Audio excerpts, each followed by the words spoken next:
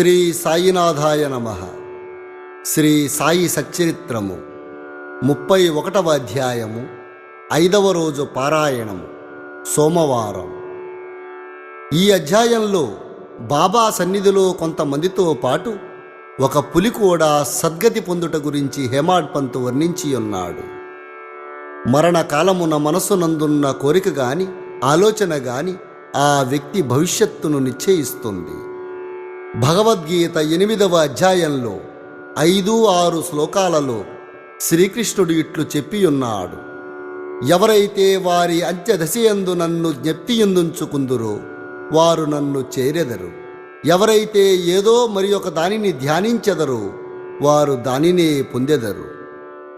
అంత్యకాలమందు మనము మంచి ఆలోచనలే మనసునందు ఉంచుకొనగలము అన్న నిశ్చయం లేదు.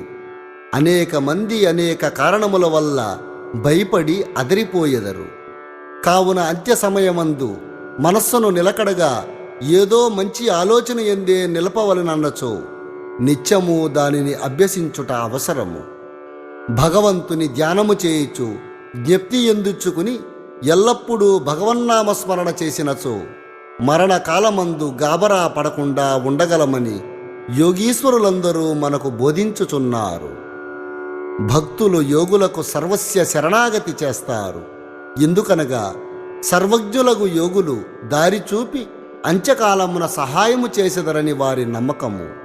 అటువంటివి కొన్ని ఉదాహరణలు ఇక్కడ చర్చిద్దాం.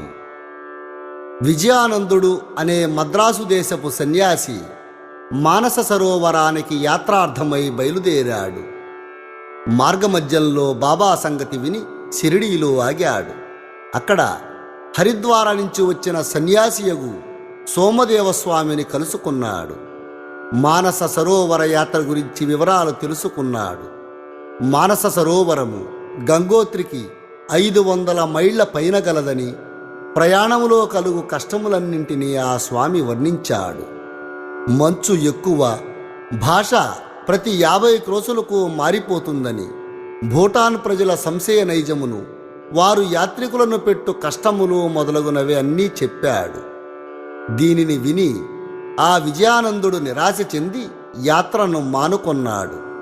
అతడు బాబా వద్దకేగి సాష్టాంగ నమస్కారం చేయగా బాబా కోపగించి ఇట్లన్నారు: ఈ పనికి మాలిన సన్యాసిని తరిమివేయుడు. వాని సాంగత్యము మనకుపయుక్తము కాదు. ఆ సన్యాసికి బాబా నైజము తెలియనందున అసంతృప్తి కలిగింది. అయినా బాబా సాంగత్యాన్ని విడవడలేదు. అక్కడ జరుగుచున్న విషయాలన్నింటినీ గమనించసాగాడు. అది ఉదయమున జరుగు దర్బారు సమయము. మసీదు భక్తులతో క్రిక్కిరిసి ఉన్నది. వారు బాబాను అనేక విధాలా పూజిస్తున్నారు. కొందరు వారి పాదములకు అభిషేకం చేస్తున్నారు. వారి బొటన వ్రేలు నుండి తీర్థమును కొందరు త్రాగుచున్నారు. కొందరు దానిని కండ్లకద్దుకునుచున్నారు. కొందరు బాబా శరీరానికి అత్తరు చందనాలు పూస్తున్నారు. జాతి మత భేదములు లేక అందరూ సేవ చేస్తున్నారు. బాబా తనను కోపించినప్పటికీ అతనికి బాబా యందు భక్తి కలిగింది. కావున అతనికి ఆ స్థలము విడిచిపెట్టుటకు ఇష్టం లేదు. అతడు షిరిడీలో 2 రోజులుండిన పిమ్మట తల్లికి జబ్బుగా అనున్నదని మద్రాసు నుండి అతనికి కబురు వచ్చింది. విసుగు చెందిన అతడు తన తల్లి వద్దకు పోగోరాడు. కాని బాబా ఆజ్ఞ లేనిదే షిరిడీ విడువలేకపోయాడు. ఉత్తరాన్ని తీసుకుని బాబా దర్శనానికి వెళ్ళాడు. ఇంటికి పోవుటకు బాబా ఆజ్ఞ వేడాడు. సర్వజ్ఞుడగు బాబా ముందు జరగబోవున్నది గ్రహించి, నీ తల్లిని అంత ప్రేమించువాడువైతే సన్యాసం ఎందుకు పుచ్చుకున్నావు? కాషాయ వస్త్రములు ధరించువానికి దేనియందు అభిమానము చూపుట తగదు. నీ బసకు పోయి హాయిగా కూర్చో. ఓపికతో కొద్ది రోజులు కూర్చుండుము. వాడాలో చాలామంది దొంగలున్నారు. తలుపు గడియ వేసుకుని జాగ్రత్తగా నుండుము. దొంగలు అంతయు దోచుకుని పోతారు. ధనము ఐశ్వర్యము మొదలగునవి నిత్యము కావు. శరీరము శిథిలమై తుదకు నశిస్తుంది. దీనిని తెలుసుకుని నీ కర్తవ్యాన్ని చేయుము. ఇహలోక పరలోక వస్తువులన్నింటి యందు గల అభిమానాన్ని విడిచిపెట్టుము. ఎవరైతే ఈ ప్రకారము చేసి హరి యొక్క పాదములను శరణు వేడెదరో వారు సకల కష్టముల నుండి తప్పించుకుని మోక్షాన్ని పొందుతారు. ఎవరైతే భక్తి ప్రేమలతో భగవంతుని ధ్యానము చేసి మననము చేసెదరో వారికి దేవుడు పరిగెత్తిపోయి సహాయం చేస్తాడు. నీ పూర్వ పుణ్యమెక్కువగుటచే నీవిక్కడికి రాగలిగితివి. నేను చెప్పిన దానిని జాగ్రత్తగా విని జీవిత పరమావధిని కాంచుము. కోరికలు లేనివాడివై రేపటి నుండి భాగవతాన్ని పారాయణ చేయము. శ్రద్ధతో 3 సప్తాహాలను పూర్తి చేయము. భగవంతుడు సంతృప్తి చెంది నీ విచారములను తొలగించును, నీ భ్రమలు నిష్క్రమించును, నీకు శాంతి కలుగును అన్నారు. అతని మరణము సమీపించినందున బాబా అతనికి విరుగుడు ఉపదేశించారు. బాబా కూడా తన దేహ అవసాన సమయాన మృత్యుదేవతకు ప్రీతి కలిగించే రామ విజయం చదివించాడు. ఆ మరుసటి ఉదయము స్నానము మొదలగునవి ఆచరించిన పిమ్మట విజయానందుడు భాగవతాన్ని లెండీ తోటలో ఏకాంతంగా చదువుట ప్రారంభించాడు. 2 పారాయణాలు చేయగానే అలిసిపోయాడు. వాడాకు వచ్చి 2 దినములున్నాడు. 3వ రోజు ఫకీరు బడే బాబా తొడపై తలపెట్టి ప్రాణాలు వదిలాడు. బాబా ఒక రోజంతయు శవము నటులే ఉంచమన్నాడు. పిమ్మట పోలీసు వాండ్రు వచ్చి విచారణ జరిపి శవ సంస్కారానికి అనుజ్ఞనిచ్చారు. యథోచితంగా శరీరాన్ని తగిన స్థలమునందు పూడ్చిపెట్టారు. ఈ విధంగా బాబా ఆ సన్యాసి సద్గతికి సహాయపడ్డారు. బాలారాం మాన్కర్ అను గృహస్థుడొకడు బాబా భక్తుడుగా ఉండేవాడు. అతని భార్య చనిపోయింది. అతడు విరక్తి చెంది కొడుకునకు గృహభారం అప్పగించి షిరిడీకి వచ్చి బాబా దగ్గర చేరాడు. అతని భక్తికి బాబా మెచ్చుకుని అతనికి సద్గతి కలుగజేయవలెనని ఈ దిగువ రీతిగా చేశారు. బాబా అతనికి 12 రూపాయలిచ్చి సతారా జిల్లాలోని మచ్చీంద్రగఢ్లో నుండమన్నారు. బాబాను విడిచిపెట్టి మచ్చీంద్రగఢ్లో నుండుట అతనికిష్టము లేకున్నది. కాని ఇదే అతనికి మంచి మార్గమని బాబా ఒప్పించాడు. అచట రోజుకు 3 సార్లు ధ్యానం చేయమన్నాడు.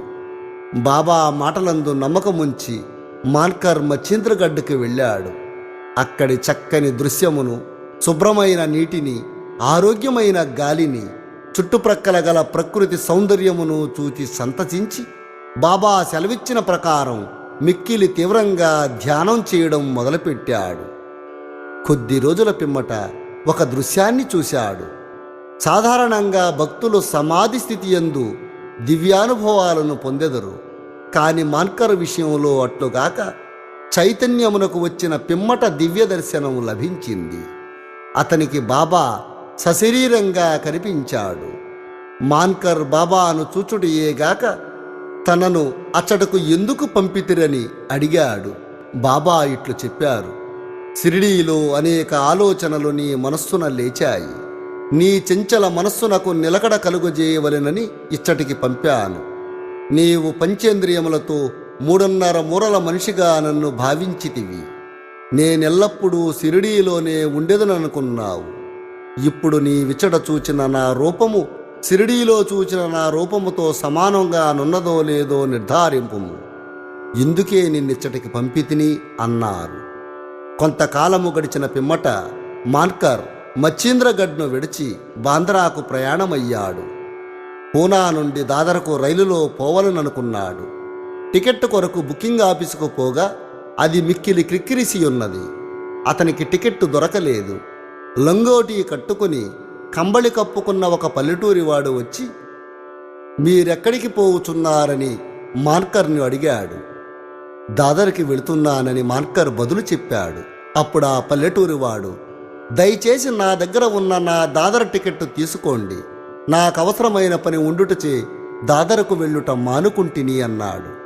టికెట్టు లభించినందుకు మాన్కర్ ఎంతో సంతోషించి జేబులో నుంచి పైకము తీయునంతలో ఆ జానపదుడు కనిపించలేదు. మాన్కర్ ఆ గుంపులో అతనికై చాలాసేపు వెదికాడు. కాని లాభం లేకపోయింది. అతని కొరకు బండి కదులునంత వరకు ఆగాడు. కాని వాని జాడయే కానరాలేదు. మాన్కర్కు కలిగిన వింత అనుభవములందు ఇది 2వది. ఇంటికి పోయి వచ్చి తిరిగి మాన్కర్ షిరిడీ చేరాడు. అప్పటి నుంచి షిరిడీలోనే బాబా పాదాలను ఆశ్రయించి ఉన్నాడు. వారి సలహాలను అనుసరించి నడుచుకునేవాడు. తుదకు బాబా సముఖమున వారి ఆశీర్వాదములతో ఈ ప్రపంచాన్ని విడిచినందువల్ల అతడు ఎంతో అదృష్టవంతుడని చెప్పవచ్చు. తాత్యాసాహెబ్ నోల్కర్ గూర్చి హేమాడ్ పంతు ఏమని చెప్పి ఉండలేదు. వారు షిరిడీలో కాలము చేసినారని మాత్రమే చెప్పారు. సాయిలీలా పత్రిక నుండి ఈ వృత్తాంతాన్ని గ్రహించాను. 1909 సంవత్సరంలో తాత్యాసాహెబ్ పండరీపురంలో సబ్జడ్జిగా ఉండేవారు. అప్పుడు నానాసాహెబ్ చందోర్కర్ అచట మమల్తాదారుగా ఉండేవాడు. వారిద్దరూ తరచుగా కలుసుకుని మాట్లాడుకునేవారు. తాత్యాసాహెబ్కు యోగుల యందు నమ్మకం లేదు. నానాసాహెబ్కు యోగుల మీద మిగుల ప్రేమ, భక్తి. అనేక పర్యాయములు నానాసాహెబ్ నోల్కర్కు బాబా లీలలను చెప్పేవాడు. షిరిడీకి పోయి వారి దర్శనము చేయమని బలవంత పెట్టేవాడు. తుదకు 2 షరతులపై నోల్కర్ ఒప్పుకున్నాడు. అందులో ఒకటి, చక్కటి బ్రాహ్మణ వంటవాడు దొరకవలెను. రెండవది, బహూకరించుటకు చక్కని నాగపూర్ కమలా పండ్లు దొరకవలెను. భగవత్ కటాక్షముచే ఈ 2 తటస్థించాయి. ఒక బ్రాహ్మణుడు నానాసాహెబ్ వద్దకు రాగా అతడు వానిని తాత్యాసాహెబ్ నోల్కర్ వద్దకు పంపాడు. ఎవరో కాని 100 కమలా పండ్లను నోల్కర్కు పంపారు. 2 షరతులు నెరవేరుటచే తాత్యాసాహెబ్ నోల్కర్ షిరిడీకి తప్పక పోవలసి వచ్చింది. మొట్టమొదట బాబా అతనిపై కోపగించాడు. క్రమంగా బాబా అవతార పురుషుడని తగిన నిదర్శనాలు తాత్యాసాహెబ్ నోల్కర్కు లభించాయి. కనుక అతడు బాబా ఎడల మక్కువ పడి తన అంత్యదశ వరకు షిరిడీలోనే ఉన్నాడు. తన చివరి దశలో మత గ్రంథాల పారాయణాన్ని విన్నాడు. ఊపిరి వదిలే చివరి సమయంలో బాబా పాదతీర్థాన్ని అతనికిచ్చారు. అతని మరణ వార్త విని బాబా ఇట్లన్నారు, అయ్యో, తాత్యా మనకంటే ముందే వెళ్ళిపోయాడు. అతనికి పునర్జన్మము లేదు. 28వ అధ్యాయంలో మేగుని కథను మనం విన్నాం. మేఘశ్యాముడు మరణించగా గ్రామవాసులందరూ శవము వెంట వెళ్ళిరి. బాబా కూడా వెంబడించారు. బాబా అతని శవంపై పువ్వులు చల్లాడు. దహన సంస్కారమైన పిమ్మట బాబా కంట నీళ్లు కారాయి. సాధారణ మానవుని వలె బాబా చింతా విచారమగ్నుడైనట్లు కనబడ్డారు. శవమంతయు పూలతో కప్పి దగ్గరి బంధువు వలె ఏడ్చి బాబా మసీదుకు తిరిగి వచ్చారు. యోగులు అనేకులైన భక్తులకు సద్గతినిచ్చుట విన్నాం. కాని బాబా గొప్పదనము అమోఘమైనది. క్రూరమైన పులి కూడా వారి వలన సద్గతినే పొందింది. ఆ కథను విందాం. బాబా సమాధి చెందుటకు 7 రోజుల ముందొక విచిత్రమైన సంగతి షిరిడీలో జరిగింది. ఒక నాటుబండి వచ్చి మసీదు ముందు ఆగింది. ఆ బండిపై ఇనప గొలుసులతో కట్టించిన పులి ఉన్నది. దాని భయంకరమైన ముఖం వెనకకు తిరిగి ఉన్నది. దానిని 3 దర్వీషులు పెంచి ఊరూరా త్రిప్పి డబ్బు సంపాదించుకునుచున్నారు. అది వారి జీవనోపాధి. ఆ పులి ఏదో జబ్బుతో బాధపడుతున్నది.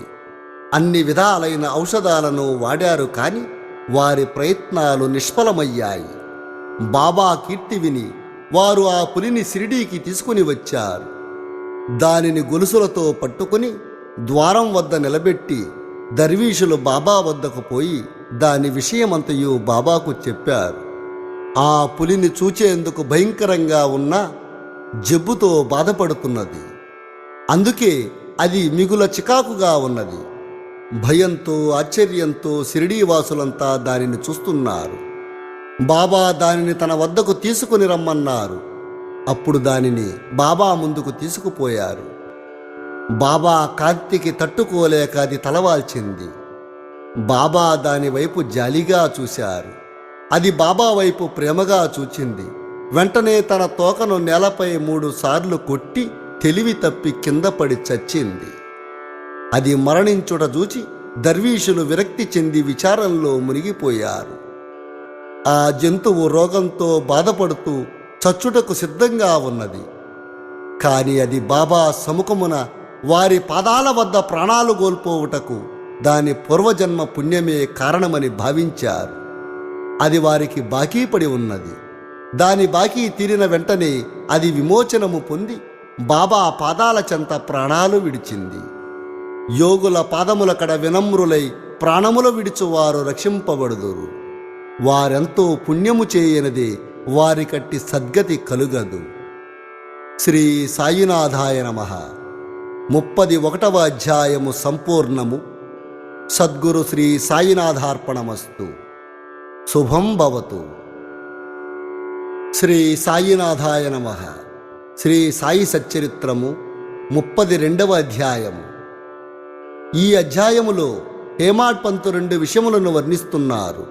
1, బాబా తన గురువును అడవిలో ఎట్లు కలిసెను, వారి ద్వారా దైవాన్ని ఎట్లు కనుగొనెను. 2, గోఖలే గారి భార్య 3 రోజులు ఉపవసింప నిశ్చయించుకొనగా ఆమెచే బాబా ఎట్లు ఉపవాస దీక్ష మార్పించెను.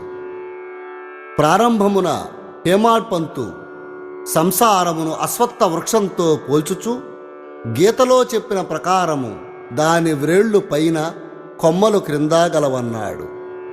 దాని కొమ్మలు క్రింది వైపు మీది వైపు కూడా వ్యాపించి ఉన్నాయి. అవి గుణములచే పోషింపబడుచున్నవి. దాని అంకురములు ఇంద్రియ విషయములు. దాని వ్రేళ్లు కర్మను చేయించుచు మానవ ప్రపంచం వరకు వ్యాపించి ఉన్నాయి. దాని స్వరూపము గాని, దాని ఆధారము గాని, దాని ఆద్యంతములు గాని ఈ లోకమున తెలియరావు. వైరాగ్యమును పదునైన కత్తితో ఈ బలమైన వ్రేళ్లు గల అశ్వత్థ వృక్షాన్ని నరికి ఏ అతీత మార్గమును అనుసరించిన తిరిగి జన్మలేదో అట్టి దానిని అనుసరించవలెను. అట్టి దారియందు నడుచుటకు దారి చూపు మంచి గురువు సహాయము మిక్కిలి అవసరము. ఒకడు ఎంత పండితుడైనప్పటికీ, వేదాంగాలను బాగుగా చదివినప్పటికీ తన గమ్యస్థానానికి సురక్షితంగా పోలేడు.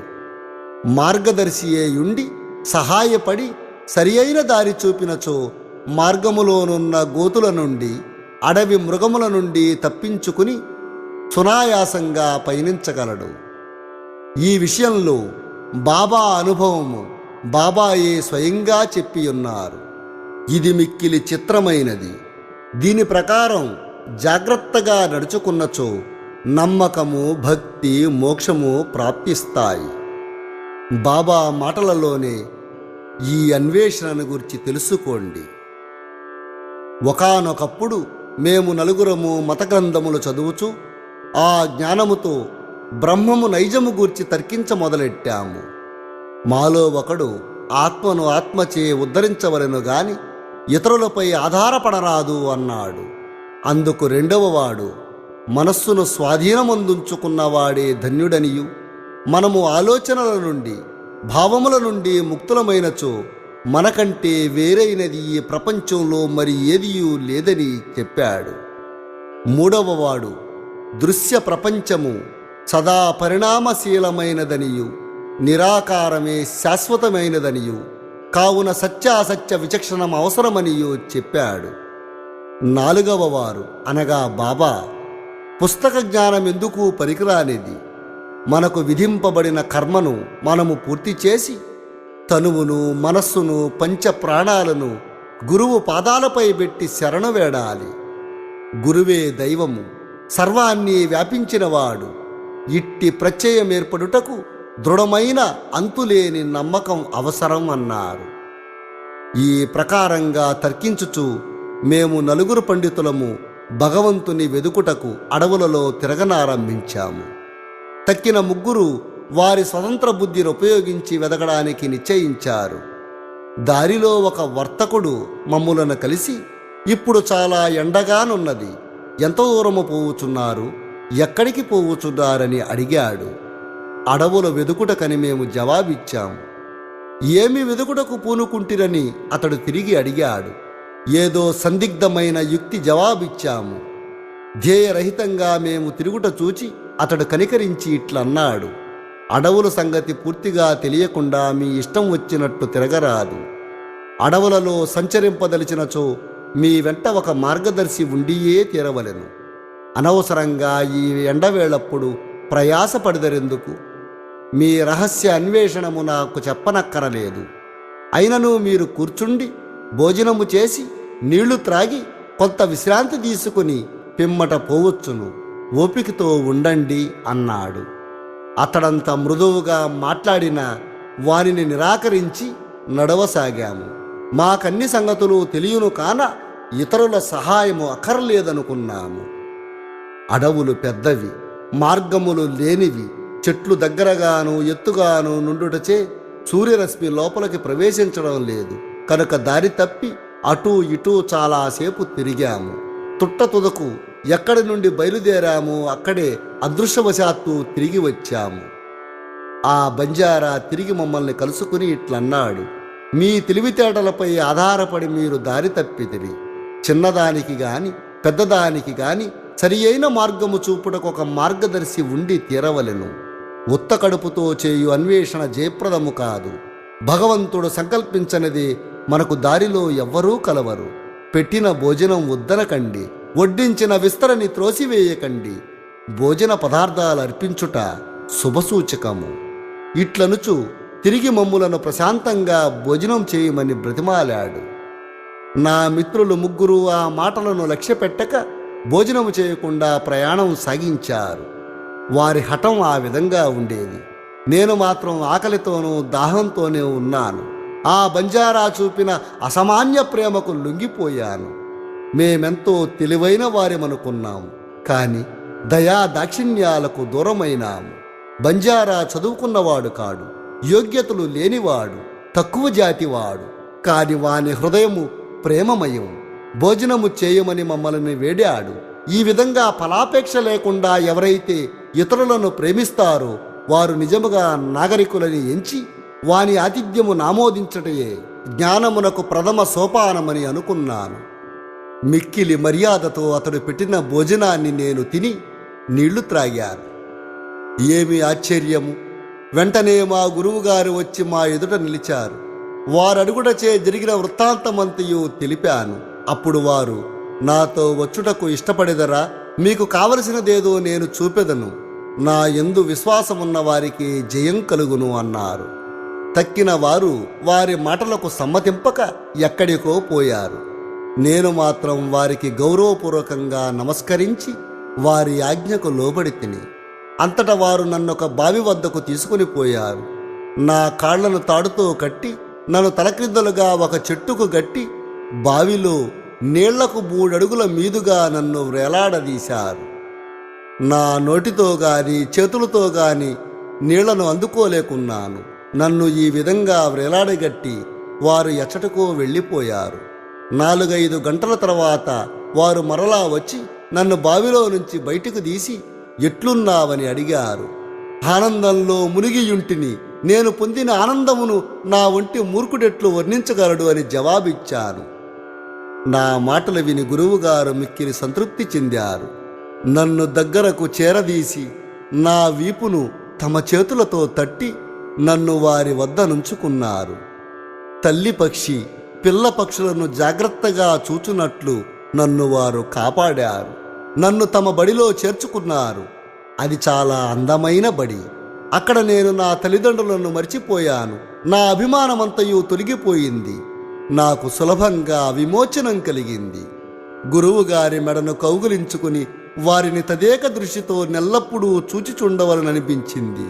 వారి ప్రతిబింబము నా కనుపాపల యందు నిలువనప్పుడు నాకు కనుల లేకుండటే మేలనిపించేది. అది అటువంటి బడి. అందులో ప్రవేశించిన వారెవరునూ వట్టి చేతులతో బయటికి రారు. నా గురువే నాకు సమస్తంగా తోచేవారు. నా ఇల్లు, నా ఆస్తి, నా తల్లిదండ్రులు అంతయు వారే.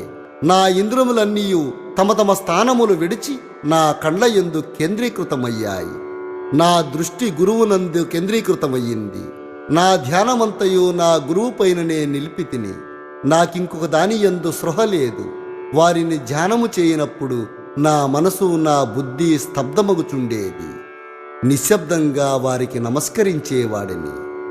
ఇతర పాఠశాలలో పూర్తిగా మరొక విధమైన దృశ్యములు కానవచ్చును. భక్తులు జ్ఞానము సంపాదించుటకు పోయి ద్రవ్యమును కాలమును కష్టమును వేము చేసెదరు. తొట్టతొదకు పశ్చాత్తాపపడెదరు. అక్కడున్న గురువు తనకు గల రహస్య శక్తిని గురించి తన రుజువర్తనం గురించి పొగుడుకొనుచు తన ప్రావీణ్యతను ప్రదర్శించునే గాని హృదయము మృదువుగా నుండదు. అతడు అనేక విషయముల గురించి మాట్లాడును, తన మహిమను తానే పొగుడుకొనును. కాని అతని మాటలు భక్తుల హృదయమందు నాటవు, వారిని ఒప్పింపజేయువు. ఆత్మ సాక్షాత్కారం అతనికి తెలియనే తెలియదు. అటువంటి బడులు శిష్యులకేమి మేలు చేయను, వారికేమిటి లాభం? కాని పైన సాయిబాబా పేర్కొన్న వారి గురువు మరొక రకం వారు. వారి కటాక్షముచే ఎట్టి శ్రమలేకనే ఆత్మజ్ఞానము దాని మట్టుకది నా యందు ప్రకాశించింది. నేను కోరుటకేమీయూ లేదు, సర్వము దాని మట్టుకదే పగటి ప్రకాశం వలె బోధపడింది. తల క్రిందులుగాను కాళ్ళు మీదుగగాను నుంచుట వలన కలుగు ఆనందము గురువుకే తెలియను. మా నలుగురిలో ఒకడు కర్మల యందు నమ్మకం గలవాడు. అతనికి కొన్ని కర్మలు, విధులు, నిషేధములు మాత్రమే తెలియను. రెండవ వాడు జ్ఞాని. అతడు తనకున్న జ్ఞానానికి గర్వించేవాడు. మూడవ వాడు భక్తుడు. భగవంతునికి సర్వస్య శరణాగతి చేసినవాడు. భగవంతుడే సర్వమును చేయువాడని అతని నమ్మకము. వారిట్లు తర్కించుచు వివాదపడుచుండగా దేవుని సమస్య వచ్చింది. వారు తమకు తెలిసిన విద్యపై ఆధారపడి దేవుని వెదుకుటకు పోయిరి. వివేకమునకు వైరాగ్యమునకు అవతారముగు శ్రీ సాయి ఆ నలుగురిలో ఒకరు. పరబ్రహ్మ స్వరూపులై కూడా వారెందుచేత ఇతరులతో కలిసి తెలివి తక్కువగా ప్రవర్తించరని ఎవరైనా అడగవచ్చు. ప్రజాభిప్రాయమును, వారి మంచిని సంపాదించుటకు వారికొక ఉదాహరణ చూపుటకు వారిట్లు చేసిరి. సాయిబాబా అవతార పురుషులైనప్పటికీ ఒక సాధారణుడైన బంజారాను గౌరవించి వాని ఆహారాన్ని ఆమోదించారు. అన్నం పరబ్రహ్మ స్వరూపమని వారి నమ్మకం. బంజారా ఆహారమును నిరాకరించిన వారు కష్టాల పాలయ్యారు. గురువు లేనిదే జ్ఞానము సంపాదించుటకు వీలు కాదని వారు బోధించారు. తైత్తిరీయోపనిషత్తు తల్లిని, తండ్రిని, గురువును గౌరవించి పూజించి మత గ్రంథాలను అభ్యసించవలెనని చెప్పుచున్నది. ఇవియే మన మనస్సును పావనము చేయుటకు మార్గాలు. మనస్సును పావనము చేయనది ఆత్మ సాక్షాత్కారము పొందలేము. ఇంద్రియములు గాని, మనస్సు గాని, బుద్ధి గాని ఆత్మను చేరలేవు. ప్రత్యక్షము, అనుమానము మొదలైన ప్రమాణాలు మనకు ఈ విషయంలో సహాయపడవు. గురువుగారి కటాక్షమే మనకు తోడ్పడును. ధర్మము, అర్థము, కామము మన కృషి వల్ల లభిస్తాయి. కాని నాలుగవదైన మోక్షము గురువు సహాయము వలననే పొందవచ్చు. సాయి దర్బారులోనికి అనేక మంది వచ్చి వారికి తెలిసిన విద్యలను ప్రదర్శించిపోయేవారు. జ్యోతిష్కులు రాబోయే విషయములు చెప్పేవారు. యువరాజులు, గౌరవనీయులు, సామాన్యులు, పేదవారు, సన్యాసులు, యోగులు, పాటకాండ్రు మొదలగువారు బాబా దర్శనానికి వచ్చేవారు. ఒక మహారు వచ్చి జోహారు చేసి, ఈ సాయి మా తల్లి తండ్రి అనియు వారు మన చావు పుట్టుకలను తుడిచి వేయుదురని చెప్పాడు. గారడివాండ్రు, గుడ్డివారు, చొట్టవారు, నర్తకులు, నాద సంప్రదాయము వారు, పగటి వేషముల వారు కూడా అచ్చట సమాదరింపబడేవారు. తన వంతు రాగా ఆ బంజారా కూడా కనిపించాడు. తన పాత్రను ముగించాడు. మనం ఇప్పుడు ఇంకొక కథను విందాం. బాబా ఎన్నడూ ఉపవాసం చేయలేదు. ఇతరులను కూడా ఉపవాసము చేయనిచ్చేవారు కారు. ఉపవాసము చేయవాని మనస్సు స్థిమితముగా ఉండదు. అట్టివాడు పరమార్థం ఎట్లు సాధించగలడు? ఉత్త కడుపుతో దేవుని చూడలేము. మొట్టమొదట ఆత్మను శాంతింపచేయవలెను. కడుపులో తడి కలుగజేయు ఆహారము గాని, పౌష్టిక శక్తి గాని లేనప్పుడు భగవంతుని ఏ కండ్లతో చూడగలము? ఏ నాలుకతో పొగడగలము? ఏ చెవులతో వానిని వినగలము? వేయేల మన అవయములన్నీ వాని శక్తిని అవి సంపాదించుకున్నప్పుడు, అవి మంచి స్థితిలో ఉన్నప్పుడే మనము భక్తి మొదలగు సాధనములను ఆచరించి దేవుని చేరగలము. కాబట్టి ఉపవాసము గాని, మితిమించిన భోజనము గాని మంచిది కాదు. ఆహారంలో మితి శరీరమునకు, మనస్సునకు కూడా మంచిది. గోఖలే భార్య శ్రీమతి కాశీబాయి వద్ద నుండి దాదా కేల్కర్కు జాబు తీసుకుని షిరిడీకి వచ్చింది. ఆమె బాబా పాదాల వద్ద 3 రోజులు ఉపవాసం చేసి కూర్చోవలననే నిశ్చయంతో వచ్చింది.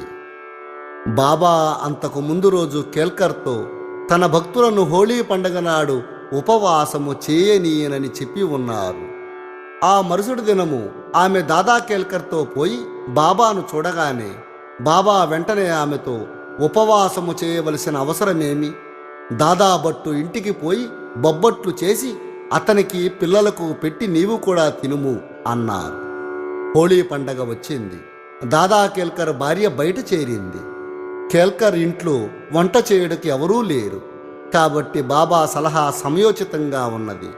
గోఖలే గారి భార్య దాదాభట్టు ఇంటికి పోయి బొబ్బట్లు చేసింది.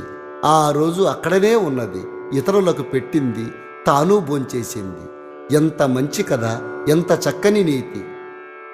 బాబా తన బాల్యంలో జరిగిన కథను ఈ విధంగా చెప్పారు. నా చిన్నతనంలో భుక్తి కొరకు వెదుకుచూ బిడ్గాం వెళ్ళాను. అక్కడ నాకు బట్టలపై చేయు అల్లిక పని దొరికింది. శ్రమ అనక కష్టపడి పనిచేశాను. యజమాని నా పనికి సంతృప్తి చెందాడు. నాకంటే పూర్వము 3 కుర్రవాళ్లు పనిలో ఉన్నారు. మొదటి వానికి 50 రూపాయలు, రెండవ వానికి 100 రూపాయలు, మూడవ వానికి 150 రూపాయలు. నాకీ 3 మొత్తములకు రెండింతలు అనగా 600 రూపాయలు జీతమిచ్చే ఉద్యోగం దొరికింది. నా తెలివితేటలు చూచి యజమాని నన్ను ప్రేమించి మెచ్చుకొని నిండు దుస్తులిచ్చి నన్ను గౌరవించాడు. నాకు తలపాగా, శాలువా బహూకరించాడు. వీనిని వాడకుండా జాగ్రత్తగా దాచుకున్నాను. మానవుడిచ్చినది త్వరలో సమిసిపోతుంది, కానీ దైవమిచ్చింది శాశ్వతంగా నిలుస్తుంది. ఇంకెవరిచ్చినది దీనితో సరిపోల్చలేము. నా ప్రభువు తీసుకో తీసుకో అంటున్నాడు, కాని ప్రతివాడు నా వద్దకు వచ్చి తే తే అంటున్నాడు. నేనేమి చెప్పుచున్నానో గ్రహించువాడొక్కడునూ లేడు. నా సర్కారు యొక్క ఖజానా నిండుగా ఉన్నది. అది అంచు వరకు నిండి పొంగిపోవుచున్నది. నేను త్రవ్వి ఈ ధనమును బండ్లతో తీసుకుపోండు. సుపుత్రుడైన వాడు ఈ ద్రవ్యమునంతా దాచుకొనవలెను అంటున్నాను. నా ఫకీరు చతురత, నా భగవానుని లీలలు, నా సర్కారు అభిరుచి మిక్కిలి అమోఘమైనవి. నా సంగతి ఎందుకు? శరీరము మట్టిలో కలియును, ఊపిరి గాలిలో కలియును. ఇట్టి అవకాశము తిరిగి రాదు. నేనెక్కడికో పోయేదను, ఎక్కడనో కూర్చుండెదను. మాయ నన్ను మిగుల బాధించుచున్నది. అయినప్పటికీ నా వారి కొరకు నేను ఆతురపడిదను. ఎవరైనా నేమైనా సాధన చేసినచో తగిన ఫలితము పొందెదరు. ఎవరైతే నా పలుకులను జ్ఞాపకముంచుకునేదరో వారమూల్యమైన ఆనందాన్ని పొందెదరు. శ్రీ సాయినాథాయ నమః. 32వ అధ్యాయము సంపూర్ణము. సద్గురు శ్రీ సాయినాథార్పణమస్తు. శుభం భవతు. శ్రీ సాయినాథాయ నమః. శ్రీ సాయి సచ్చరిత్రము 33వ అధ్యాయము. గత అధ్యాయములలో గురువు మహిమను వర్ణించాం. ఇందులో ఊదీ మహిమను వర్ణించుకుందాం. మనమిప్పుడు గొప్ప యోగీశ్వరులకు నమస్కరిద్దాము.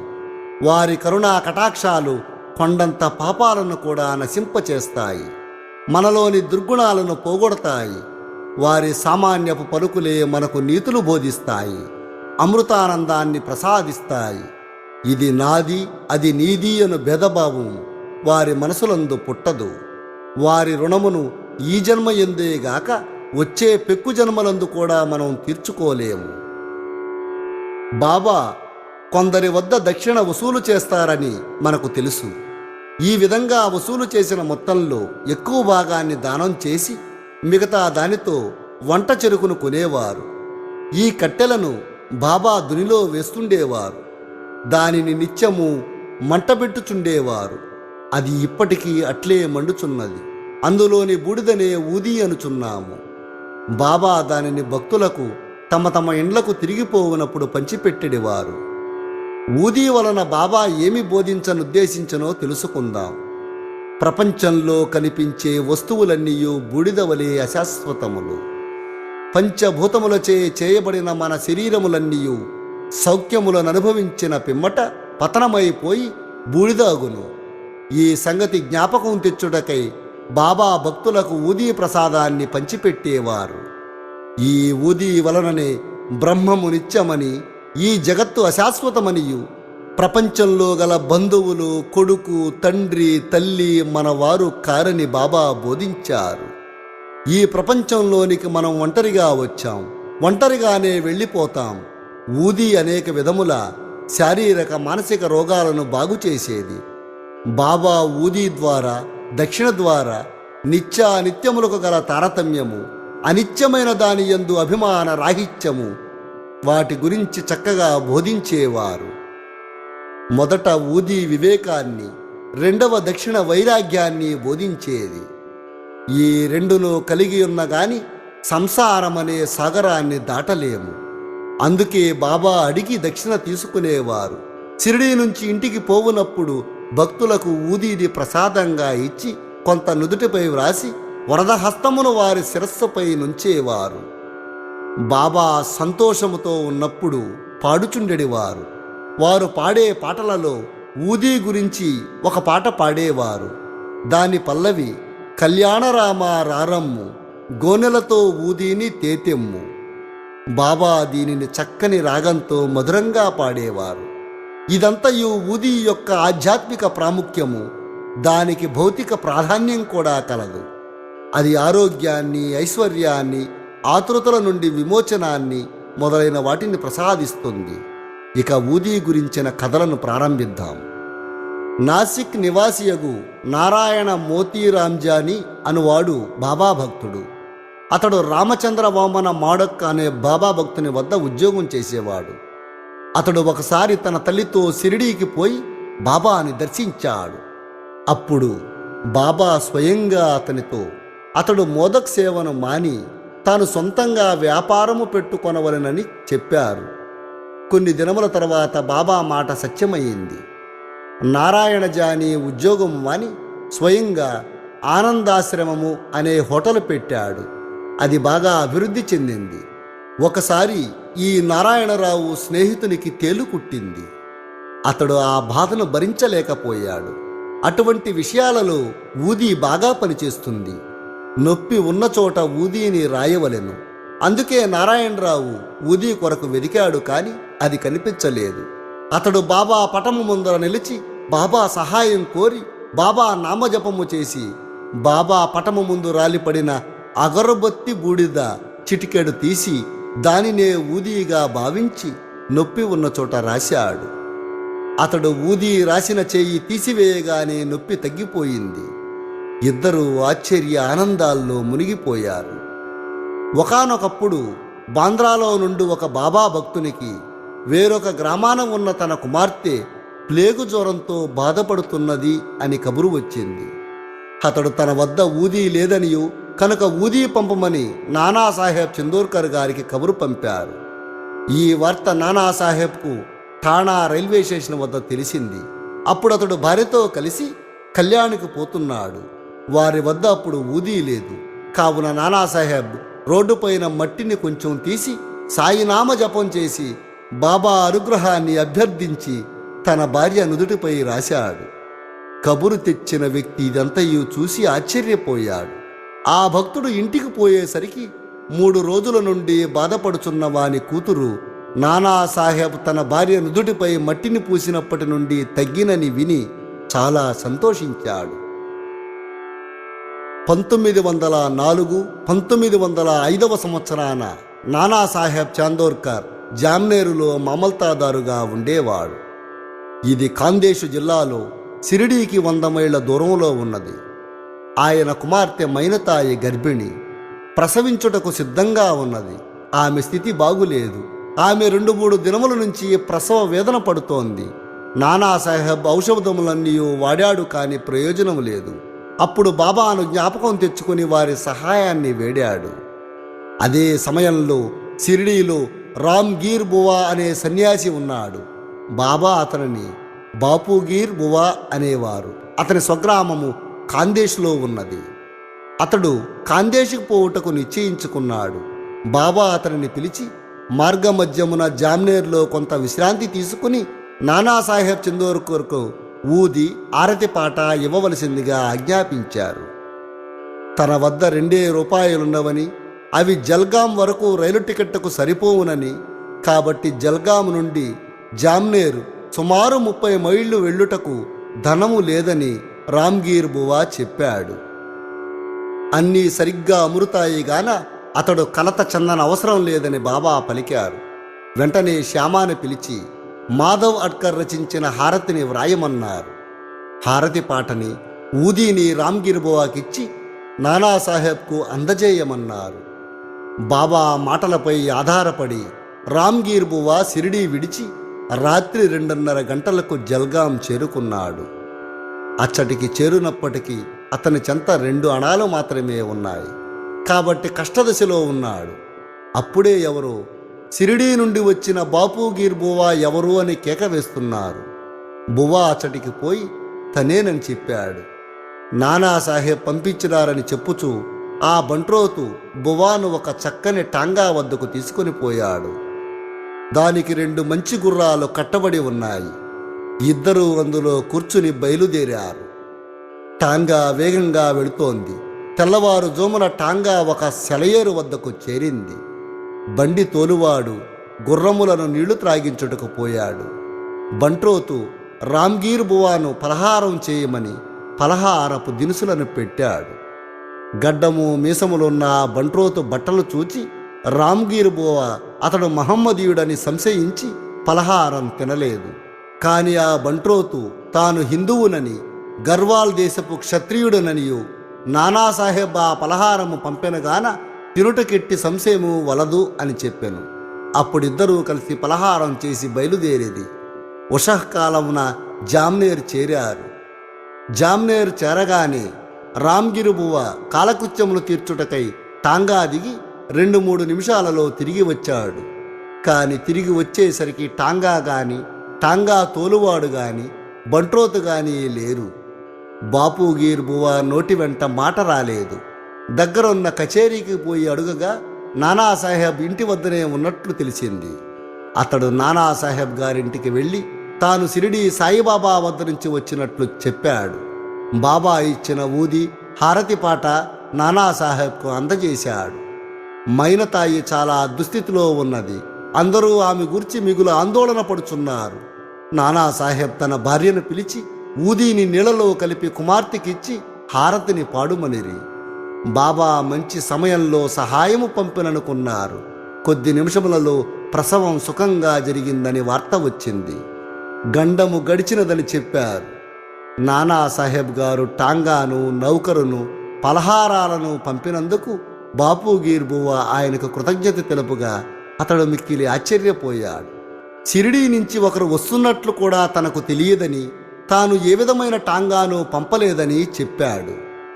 బివి దేవుగారు ఈ విషయమై నానాసాహెబ్ చందోర్కర్ కొడుకు బాపూరావు చందోర్కర్ను, రామ్గీర్ బువాను కలుసుకుని విచారించి సాయిలీలా మ్యాగజైన్లో గొప్ప వ్యాసాన్ని ప్రకటించినారు. బివి నరసింహస్వామి గారు మైనతాయి, బాపూరావు చందోర్కర్, రామ్గీర్ బువాల వాంగ్మూలమును సేకరించి భక్తుల అనుభవాలు అనే గ్రంథాన ప్రకటించినారు. సాయి లీలను, సాయి మహిమను అనుభవించిన వారందరూ ఆ సమర్థ సద్గురునికి జోహారులు తెలియజేశారు. నారాయణరావు అనే భక్తుడు బాబాను 2 సార్లు దర్శనం చేసే భాగ్యం లభించింది.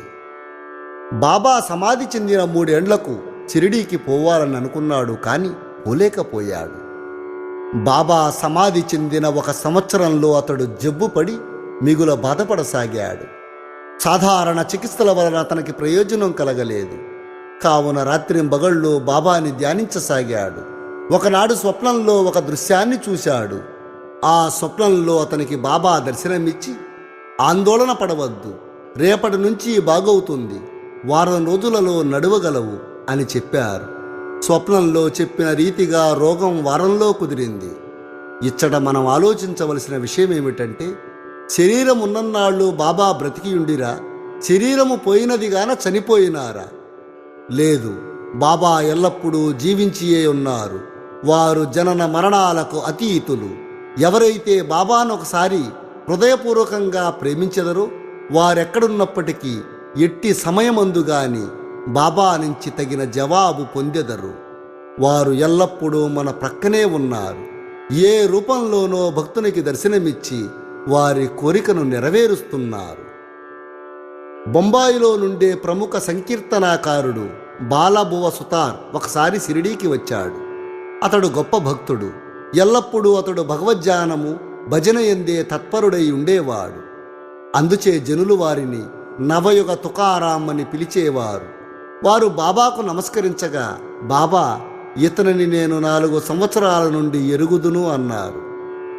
తాను మొదటిసారిగా ఇప్పుడే షిరిడీకి వచ్చిన వాడొకటిచే బాలాబువా సుతార్ ఇదెట్లు సంభవము అనుకున్నాడు. కాని తీవ్రంగా ఆలోచించగా బొంబాయిలో 4 సంవత్సరాల క్రిందట బాబా ఫోటోకి నమస్కరించినట్లు జ్ఞాపకం వచ్చింది. అతడు బాబా మాటల ప్రాముఖ్యాన్ని గ్రహించాడు.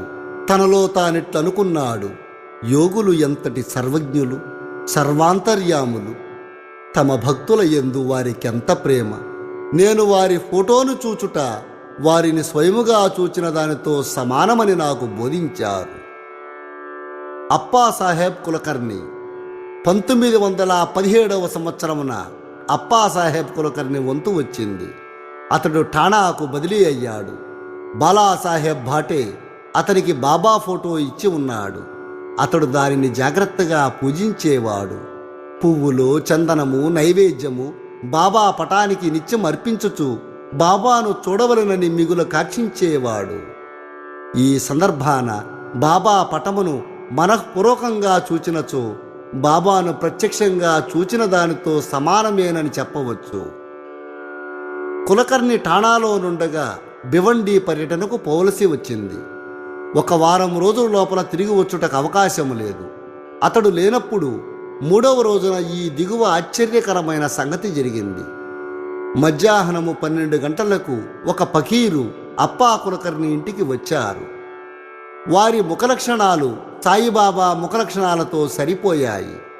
కులకర్ణి గారి భార్యాబిడ్డలు వారు షిరిడీ సాయిబాబా గారా అని అడిగారు. వారు ఇట్లు చెప్పారు, లేదు, నేను భగవంతుని సేవకుడును. వారి ఆజ్ఞానుసారము మీ యోగక్షేమములను కనుగొనుటకు వచ్చి తిని అట్లనుచు దక్షిణ అడిగారు. ఆమె 1 రూపాయి ఇచ్చింది. వారు ఒక చిన్న పొట్లంతో ఉదీనిచ్చి దానిని పూజలో ఫోటోతో కూడా ఉంచుకొని పూజించమన్నారు. పిమ్మట ఇల్లు విడిచి వెళ్ళిపోయారు. ఇక విచిత్రమైన సాయి లీలను వినండి. భివండీలో తన గుర్రము జబ్బు పడగా అప్పాసాహెబ్ కులకర్ణి తన పర్యటన మానుకొనవలసి వచ్చింది. ఆనాటి సాయంకాలమే అతడు తిరిగి ఇల్లు చేరాడు. ఫకీరు గారి రాక భార్య వల్ల విన్నాడు. ఫకీరు గారి దర్శనము దొరకనందుకు మిగుల మనోవేదన పొందాడు. ఫకీరుకు 1 రూపాయి మాత్రమే దక్షిణగా ఇచ్చుట ఇష్టపడలేదు. తానే ఇంటి వద్ద ఉన్నచో 10 రూపాయలకు తక్కువ కాకుండా దక్షిణ ఇచ్చి ఉందును అనుకున్నాడు. వెంటనే ఫకీరును వెదుకుటకై బయలుదేరాడు. మసీదులలోనూ తక్కిన చోట్లను భోజనము చేయకుండా వారి కోసం వెతకసాగాడు. అతని అన్వేషణ నిష్ఫలమయ్యింది. ఇంటికి వచ్చి భోజనం చేశాడు. భోజనమైన తర్వాత చిత్రే అనే స్నేహితునితో వ్యాహాళికి బయలుదేరాడు. కొంత దూరం పోగా ఎవరో వారి వైపు త్వరగా వచ్చుచున్నట్లు అనిపించింది. వారి ముఖ లక్షణాలు బట్టి వారు తన ఇంటికి 12 గంటలకు వచ్చిన వారే అని అనుకున్నాడు. వెంటనే ఫకీరు చెయ్యి చాచి దక్షిణ అడిగాడు. అప్పాసాహెబ్ 1 రూపాయి ఇచ్చాడు. వారు తిరిగి అడుగుగా ఇంకనూ 2 రూపాయలు ఇచ్చాడు. అప్పటికి ఆ ఫకీరు సంతృష్టి చెందలేదు. అప్పాసాహెబ్ చిత్రే వద్ద నుంచి 3 రూపాయలు తీసుకుని ఫకీరుకు ఇచ్చాడు. వారింకనూ దక్షిణ కావాలన్నారు. అప్పాసాహెబ్ వారిని ఇంటికి రావలసిందిగా వేడుకున్నారు. అందరూ ఇల్లు చేరారు. అప్పాసాహెబ్ వారికి 3 రూపాయలు ఇచ్చాడు. మొత్తము 9 రూపాయలు ముట్టాయి. అప్పటికి సంతృష్టి చెందక ఫకీరు ఇంకనూ దక్షిణ ఇమ్మన్నాడు. అప్పాసాహెబ్ తన వద్ద 10 రూపాయల నోటు గలదనెను. ఫకీరు దానిని పుచ్చుకుని 9 రూపాయలు తిరిగి ఇచ్చివేసి అక్కడి నుండి వెడలిపోయాడు. అప్పాసాహెబ్ 10 రూపాయలు ఇచ్చేవాడిని అన్నారు కనుక ఆ మొత్తమును తీసుకొని పవిత్రపరిచిన పిమ్మట 9 రూపాయలు నిచ్చివేశారు బాబా. 9 సంఖ్య చాలా ముఖ్యమైనది. అది నవవిధ భక్తులను తెలియజేస్తుంది. అప్పాసాహెబ్ ఊదీ పట్లం విప్పి చూశాడు. అందులో పువ్వు రెక్కల అక్షింతలున్నాయి. కొంతకాలము పిమ్మట బాబాను షిరిడీలో దర్శించినప్పుడు వారి వెంట్రుక ఒకటి చిక్కింది. అతడు ఊదీ పొట్లమును వెంట్రుకను ఒక తాయెత్తులో పెట్టి తన దండపై కట్టుకున్నాడు. అప్పాసాహెబ్ ఊదీ ప్రభావాన్ని గ్రహించాడు. అతడు మిక్కిలి తెలివైన వాడప్పటికీ నెలకు 40 రూపాయలు మాత్రమే జీతం దొరికేది. బాబా ఫోటోను ఊదీని పొందిన తర్వాత 40 రూపాయలకు ఎన్నో రెట్లు ఆదాయం వచ్చింది. మంచి పలుకుబడి, అధికారం లభించింది. ఈ లౌకికమైన కానుకలేగాక దైవభక్తి కూడా వృద్ధి చెందింది. కావున బాబా ఊదీని పొందు భాగ్యము కలవారు స్నానము చేసిన పిమ్మట ఊదీని నుదుట రాసుకొని కొంచెం నీటిలో కలిపి బాబా పవిత్రమైన తీర్థంగా భావించి పుచ్చుకొనవలసిందిగా కోరుతున్నాము. ఠాణా జిల్లా దహనావ్ గ్రామం నుండి హరిబావ్ కర్నిక్ అనునతడు 1917వ సంవత్సరాన గురు పూర్ణిమ నాడు షిరిడీకి వచ్చి బాబాను తగిన లాంఛనాలతో పూజించాడు. వస్త్రాలు, దక్షిణ సమర్పించాడు. శ్యామ ద్వారా బాబా సెలవు పొంది మసీదు మెట్లు దిగాడు. అప్పుడే ఇంకొక రూపాయి బాబాకు దక్షిణ ఇవ్వవలనని తోచి మసీదు మరలా ఎక్కుచుండగా బాబా సెలవు పొందిన పిమ్మట తిరిగి వెనుకకు రారాదని విని ఇంటికి బయలుదేరాడు. మార్గమధ్యమున నాసిక్లో కాలారాముని మందిరము ప్రవేశించి దర్శనము చేసుకుని వెలుపలికి వచ్చుచుండగా నరసింగ మహారాజు అను యోగి తన శిష్యులను విడిచి లోపల నుండి బయటకు వచ్చి హరిబావు ముంజేతిని పట్టుకుని నా రూపాయి నాకిమ్ము అన్నాడు. హరిబావు కర్నిక్ చాలా ఆశ్చర్యపోయాడు. రూపాయిని సంతోషంగా ఇచ్చి సాయిబాబా ఈ విధంగా తానివ్వ నిశ్చయించుకున్న రూపాయిని నరసింగ మహారాజు ద్వారా గ్రహించను అనుకున్నాడు. యోగీశ్వరులందరూ ఒకటే అని, ఏకాత్మభావంతో కార్యములు చేయుదురని ఈ కథ తెలియజేయుచున్నది. శ్రీ సాయినాథాయ నమః. 33వ అధ్యాయము సంపూర్ణము. సద్గురు శ్రీ సాయినాథార్పణమస్తు. శుభం భవతు. శ్రీ సాయినాథాయ నమః. శ్రీ సాయి సచ్చరిత్రము 34వ అధ్యాయము. ఈ అధ్యాయంలో కూడా ఊదీ మహిమను వర్ణించారు. ఊదీ ధరించినంత మాత్రాన ఏ ఫలములు కలుగుతాయో చూద్దాం. నాసిక్ జిల్లాలోని మాలేగాంలో ఒక డాక్టర్ ఉండేవాడు. ఆయన వైద్యంలో పట్టభద్రుడు. ఆయన మేనల్లుడు నయము కానట్టి రాచకురుపుతో బాధపడుతుండేవాడు. డాక్టర్ గారితో పాటు ఇతర డాక్టర్లు కూడా నయం చేయడానికి ప్రయత్నించారు. ఆపరేషన్ చేశారు. కానీ ఏమాత్రమూ మేలు జరగలేదు. ఆ కుర్రవాడు చాలా బాధపడుతుండగా బంధువులు, స్నేహితులు, తల్లిదండ్రులను దైవ సహాయము కోరమన్నారు. షిరిడి సాయిబాబాను దర్శించమన్నారు. వారి దృష్టిచే అనేక కఠిన రోగాలు నయమయ్యనని బోధించారు. ఆ తల్లిదండ్రులు షిరిడీకి వచ్చారు. బాబా పాదములకు సాష్టాంగ నమస్కారాలు చేశారు. ఆ కుర్రవాణిని బాబా ముందుంచారు. తమ బిడ్డను కాపాడమని వినయ గౌరవాలతో వేడుకున్నారు. దయార్ద్ర హృదయుడగు బాబా వారిని ఓదార్చాడు.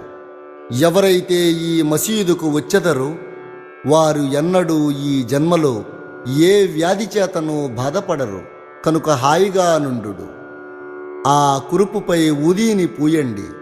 1 వారం రోజులలో నయమవుతుంది. దేవుని యందు నమ్మకం ఉంచండి. ఇది మసీదు కాదు, ఇది ద్వారావతి. ఎవరైతే ఇందు కాలు మోపెదరో వారు ఆరోగ్యమును, ఆనందాన్ని పొందుతారు.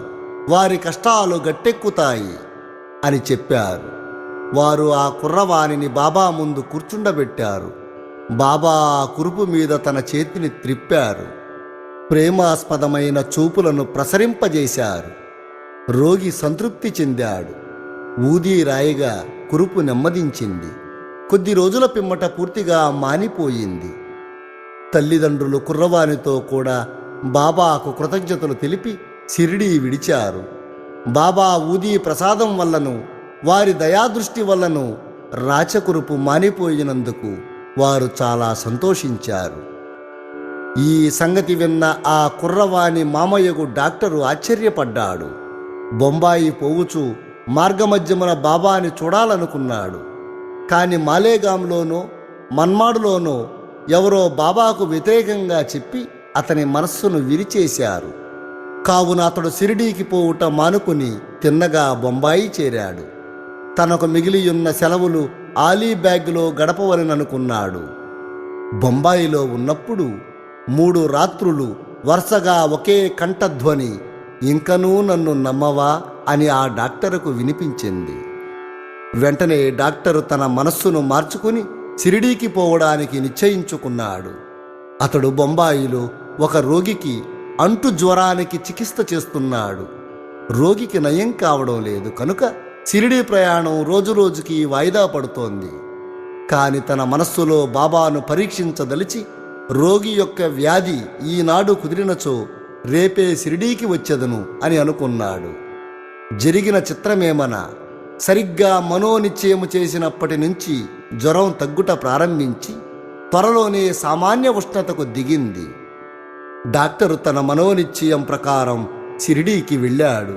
బాబా దర్శనం చేసి వారి పాదాలకు సాష్టాంగ నమస్కారం చేశాడు. బాబా అతనికి గొప్ప అనుభవం కలుగజేయుటచే అతడు బాబాకి నిజభక్తుడయ్యాడు. అక్కడ 4 రోజులుండి బాబా ఊదీతోనూ ఆశీర్వచనములతోనూ ఇంటికి వెళ్ళాడు. ఒక పక్షం రోజులలో అతనిని బీజాపూరుకు హెచ్చు జీతముపై బదిలీ చేశారు. అతని మేనల్లుని రోగము ఆ డాక్టర్కు బాబా దర్శనానికి తోడ్పడింది. అప్పటి నుంచి అతనికి బాబా యందు నిశ్చలమైన భక్తి కుదిరింది. డాక్టరు పిళ్ళే అనునతడు బాబాకు ప్రియభక్తుడు. అతని యందు బాబాకు చాలా ప్రేమ. బాబా అతనిని అన్నా అని పిలుచువాడు. బాబా అతనితో ప్రతి విషయము సంప్రదించువారు. ఒకప్పుడు ఈ డాక్టరు గినియా పురుగులచే నారిపుండు వల్ల బాధపడసాగాడు. అతడు కాకాసాహెబ్ దీక్షిత్తో బాధ చాలా హెచ్చుగానున్నది, నేను భరించలేకున్నాను, దీనికంటే చావు మేలని తోచుచున్నది, గత జన్మములో చేసిన పాపమును పోగొట్టుకొనుటకై నేనీ బాధను అనుభవించుచున్నాను, కావున బాబా వద్దకు పోయి ఈ బాధ నాపు చేసి దీనిని రాబోయే 10 జన్మలకు పంచిపెట్టవలసిందిగా వేడమన్నాడు. దీక్షిత్తు బాబా వద్దకు వెళ్ళి ఆ సంగతి చెప్పాడు. బాబా మనస్సు కరిగింది. బాబా దీక్షిత్తో ఇట్లన్నారు, నిర్భయుడుగా ఉండమనుము. అతడెందుకు 10 జన్మల వరకు బాధపడవలెను? 10 రోజులలో గత జన్మ పాపమును హరింపజేయగలవాడను. నేనిక్కడుండి ఇహపర సౌఖ్యములిచ్చుటకు సిద్ధముగా నుండ అతడేలా చావును కోరవలెను అన్నారు. అతనిని ఎవరైనా మోసుకుని తీసుకుని రండి, అతని బాధను శాశ్వతంగా నిర్మూలిస్తాను అని చెప్పగా ఆ స్థితిలో డాక్టర్ను తీసుకువచ్చి బాబాకు కుడివైపున ఫకీరు బాబా ఎప్పుడూ కూర్చుండ చోట కూర్చుండబెట్టారు. బాబా అతనికి బాలీసునిచ్చి ఇట్లు చెప్పారు, ఇచ్చట నెమ్మదిగా పరుండి విశ్రాంతి తీసుకొమ్ము. అసలైన విరుగుడేమనగా గత జన్మ పాపములనుభవించి విమోచనము పొందవలెను. మన కష్టసుఖములకు మన కర్మయే కారణము, వచ్చిన దాని నోర్చుకొనుము. అల్లాయే ఆచి తీర్చువాడు, వానిని ఎల్లప్పుడూ ధ్యానించుము. అతడే నీ క్షేమమును చూచును. వారి పాదములకు శరీరము, మనస్సు, ధనము, వాక్కు సమస్తము అర్పింపుము, అనగా సర్వస్య శరణాగతి వేడుము. అటుపై వారేమి చేసెదరో చూడుము అన్నారు. నానాసాహెబ్ కట్టు కట్టిననియు గాని గుణమివ్వలేదనియు డాక్టర్ పిళ్ళే చెప్పాడు. బాబా ఇట్లన్నారు, నానా తెలివి తక్కువవాడు, కట్లు విప్పుము, లేనుచో చచ్చెదవు. ఇప్పుడే ఒక కాకి వచ్చి పొడుచును, అప్పుడు నీ కురుపు నయమగును అన్నారు. ఈ సంభాషణ జరుగుచుండగా అబ్దుల్ వచ్చి మసీదు శుభ్రం చేసి దీపములు బాగుచేయుచుండగా అతని కాలు సరిగ్గా పిళ్ళే కురుపు మీద హఠాత్తుగా పడింది. కాలు వాచి ఉన్నది. దానిపై అబ్దుల్ కాలు పడగానే అందులో నుంచి 7 పురుగులు నొక్కబడి బయటపడ్డాయి. ఆ బాధను భరించలేక డాక్టర్ పిళ్ళే బిగ్గరగా ఏడవసాగాడు. కొంతసేపటికి అతని నొప్పి నెమ్మదించింది.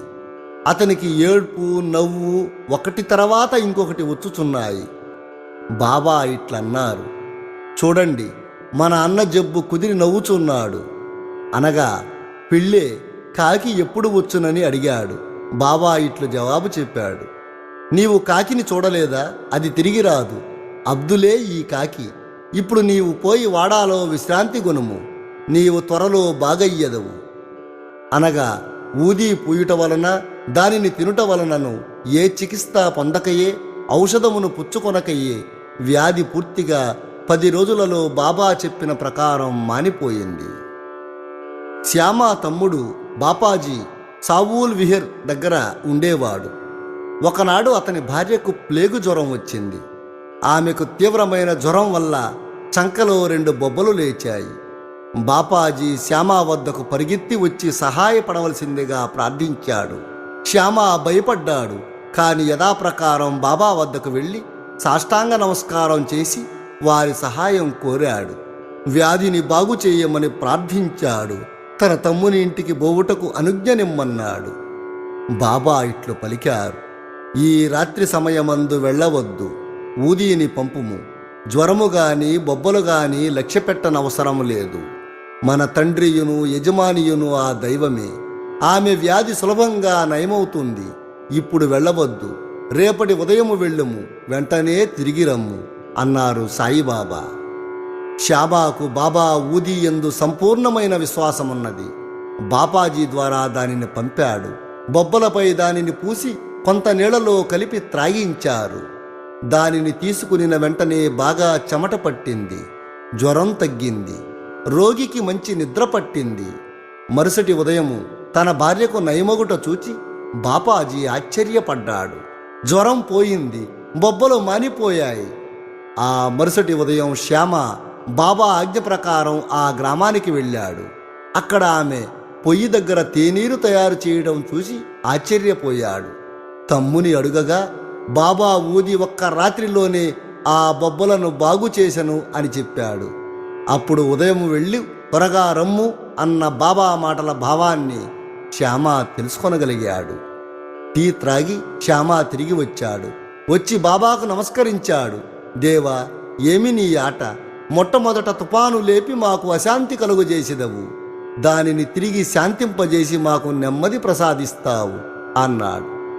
బాబా చిరునవ్వుతో ఇట్లు జవాబిచ్చాడు: కర్మ యొక్క మార్గము చిత్రమైనది. నేను ఏమీయూ చేయకున్నను నన్నే సర్వమునకు కారణభూతునిగా నెంచెదరు. అది అదృష్టమును బట్టి వచ్చును. నేను సాక్షీభూతుడను మాత్రమే. చేయువాడు ప్రేరేపించువాడు దేవుడు. వారు మిక్కిలి దయార్థ హృదయులు. నేను భగవంతుడను కాను, ప్రభువును కాను. నేను వారి నమ్మకమైన బంటును మాత్రమే. వారినెల్లప్పుడూ నేను జ్ఞాపకము చేయుదును. ఎవరైతే తమ అహంకారమును పక్కకు త్రోసి భగవంతునికి నమస్కరించెదరో, ఎవరు వారిని పూర్తిగా నమ్మెదరో, వారు బంధములు ఊడి మోక్షమును పొందెదరు అన్నారు. తరువాత ఒక ఇరానీ వాని అనుభవాన్ని వినండి. ఒక ఇరానీవాడు కలడు. అతని కుమార్తెకు ప్రతి గంటకు మూర్ఛ వచ్చేది. మూర్ఛ రాగానే ఆమె మాటలు లేకుండా పడిపోయేది. కాళ్ళు చేతులు ముడుచుకొని స్పృహ తప్పిపోయేది. ఏ మందుల వల్ల ఆమెకు నయం కాలేదు. ఒక స్నేహితుడు బాబా ఊదీనిచ్చి ఉపయోగించమని చెప్పాడు. విలే పార్లేలో ఉన్న కాకాసాహెబ్ దీక్షిత్ వద్ద ఊదీ తీసుకుని రమ్మన్నాడు. ఇరానీవాడు ఊదీని తెచ్చి ప్రతిరోజు నీటిలో కలిపి త్రాగించేవాడు. మొదట ప్రతి గంటకు వచ్చు మూర్ఛ 7 గంటలకు ఒకసారి రాసాగింది. కొద్ది రోజుల తర్వాత పూర్తిగా నయమైంది. హార్దాపుర నివాసియగు వృద్ధుడొకరు మూత్రకోశంలో రాయితో బాధపడేవాడు. అట్టి రాళ్ళు ఆపరేషన్ చేసి తీసేవారు కనుక ఆపరేషన్ చేయించుకోమని సలహా ఇచ్చారు. అతడు ముసలివాడు, మనోబలము లేనివాడు. ఆపరేషన్కు ఒప్పుకోలేదు. అతని బాధ ఇంకొక రీతిగా బాగు కావలసి ఉన్నది. ఆ గ్రామపు ఇనాముదారు అతడికి వచ్చుట తటస్థించింది. అతడు బాబా భక్తుడు. అతని వద్ద బాబా ఊదీ ఉన్నది. స్నేహితులు కొందరు చెప్పగా వృద్ధుని కుమారుడు ఊదీ తీసుకుని దానిని నీళ్లలో కలిపి తండ్రికిచ్చాడు. 5 నిమిషాలలో ఊదీ గుణమిచ్చింది. రాయి కరిగి మూత్రము వెంబడి బయటపడింది. వృద్ధుడు శీఘ్రంగా బాగయ్యాడు. కాయస్థ ప్రభుకులానికి చెందిన బొంబాయి స్త్రీ ఒకటి ప్రసవించు సమయాన మిగుల బాధపడుతున్నది. ఆమె గర్భవతి అయిన ప్రతిసారి మిగుల భయపడేది. ఆమెకి ఏమీయూ తోచలేదు. బాబా భక్తుడు కళ్యాణవాసుడగు శ్రీరామమారుతి ఆమెను ప్రసవించు నాటికి షిరిడీ తీసుకుని పొమ్మని సలహా ఇచ్చాడు. ఆమె గర్భవతి కాగా ఆ భార్యాభర్తలు షిరిడీకి వచ్చారు. కొన్ని మాసములక్కడ ఉన్నారు. బాబాని పూజించారు. వారి సాంగత్యం వలన సంపూర్ణ ఫలాన్ని పొందారు. కొన్నాళ్లకు ప్రసవ వేళ వచ్చింది. మామూలుగానే యోనిలో అడ్డు కనిపించింది. ఆమె మిగులు బాధపడింది. ఏమి చేయుటకు తోచకుండెను. బాబాను ధ్యానించింది. ఇరుగు పొరుగు వారు వచ్చి బాబా ఊదీని నీళ్లలో కలిపి ఇచ్చిరి. 5 నిమిషాలలో ఆ స్త్రీ సురక్షితంగా ఎట్టి కష్టమూ లేకుండా ప్రసవించింది. దురదృష్టము కొలది చనిపోయిన బిడ్డ పుట్టి ఉన్నది. కాని తల్లి ఆందోళన బాధ తప్పింది. వారు ఊదీ మహిమను గుర్తించి బాబాకు నమస్కరించి కృతజ్ఞులై ఉన్నారు. శ్రీ సాయినాథాయ నమః. 34వ అధ్యాయము సంపూర్ణము. సద్గురు శ్రీ సాయినాథార్పణమస్తు. శుభం భవతు. శ్రీ సాయినాథాయ నమః.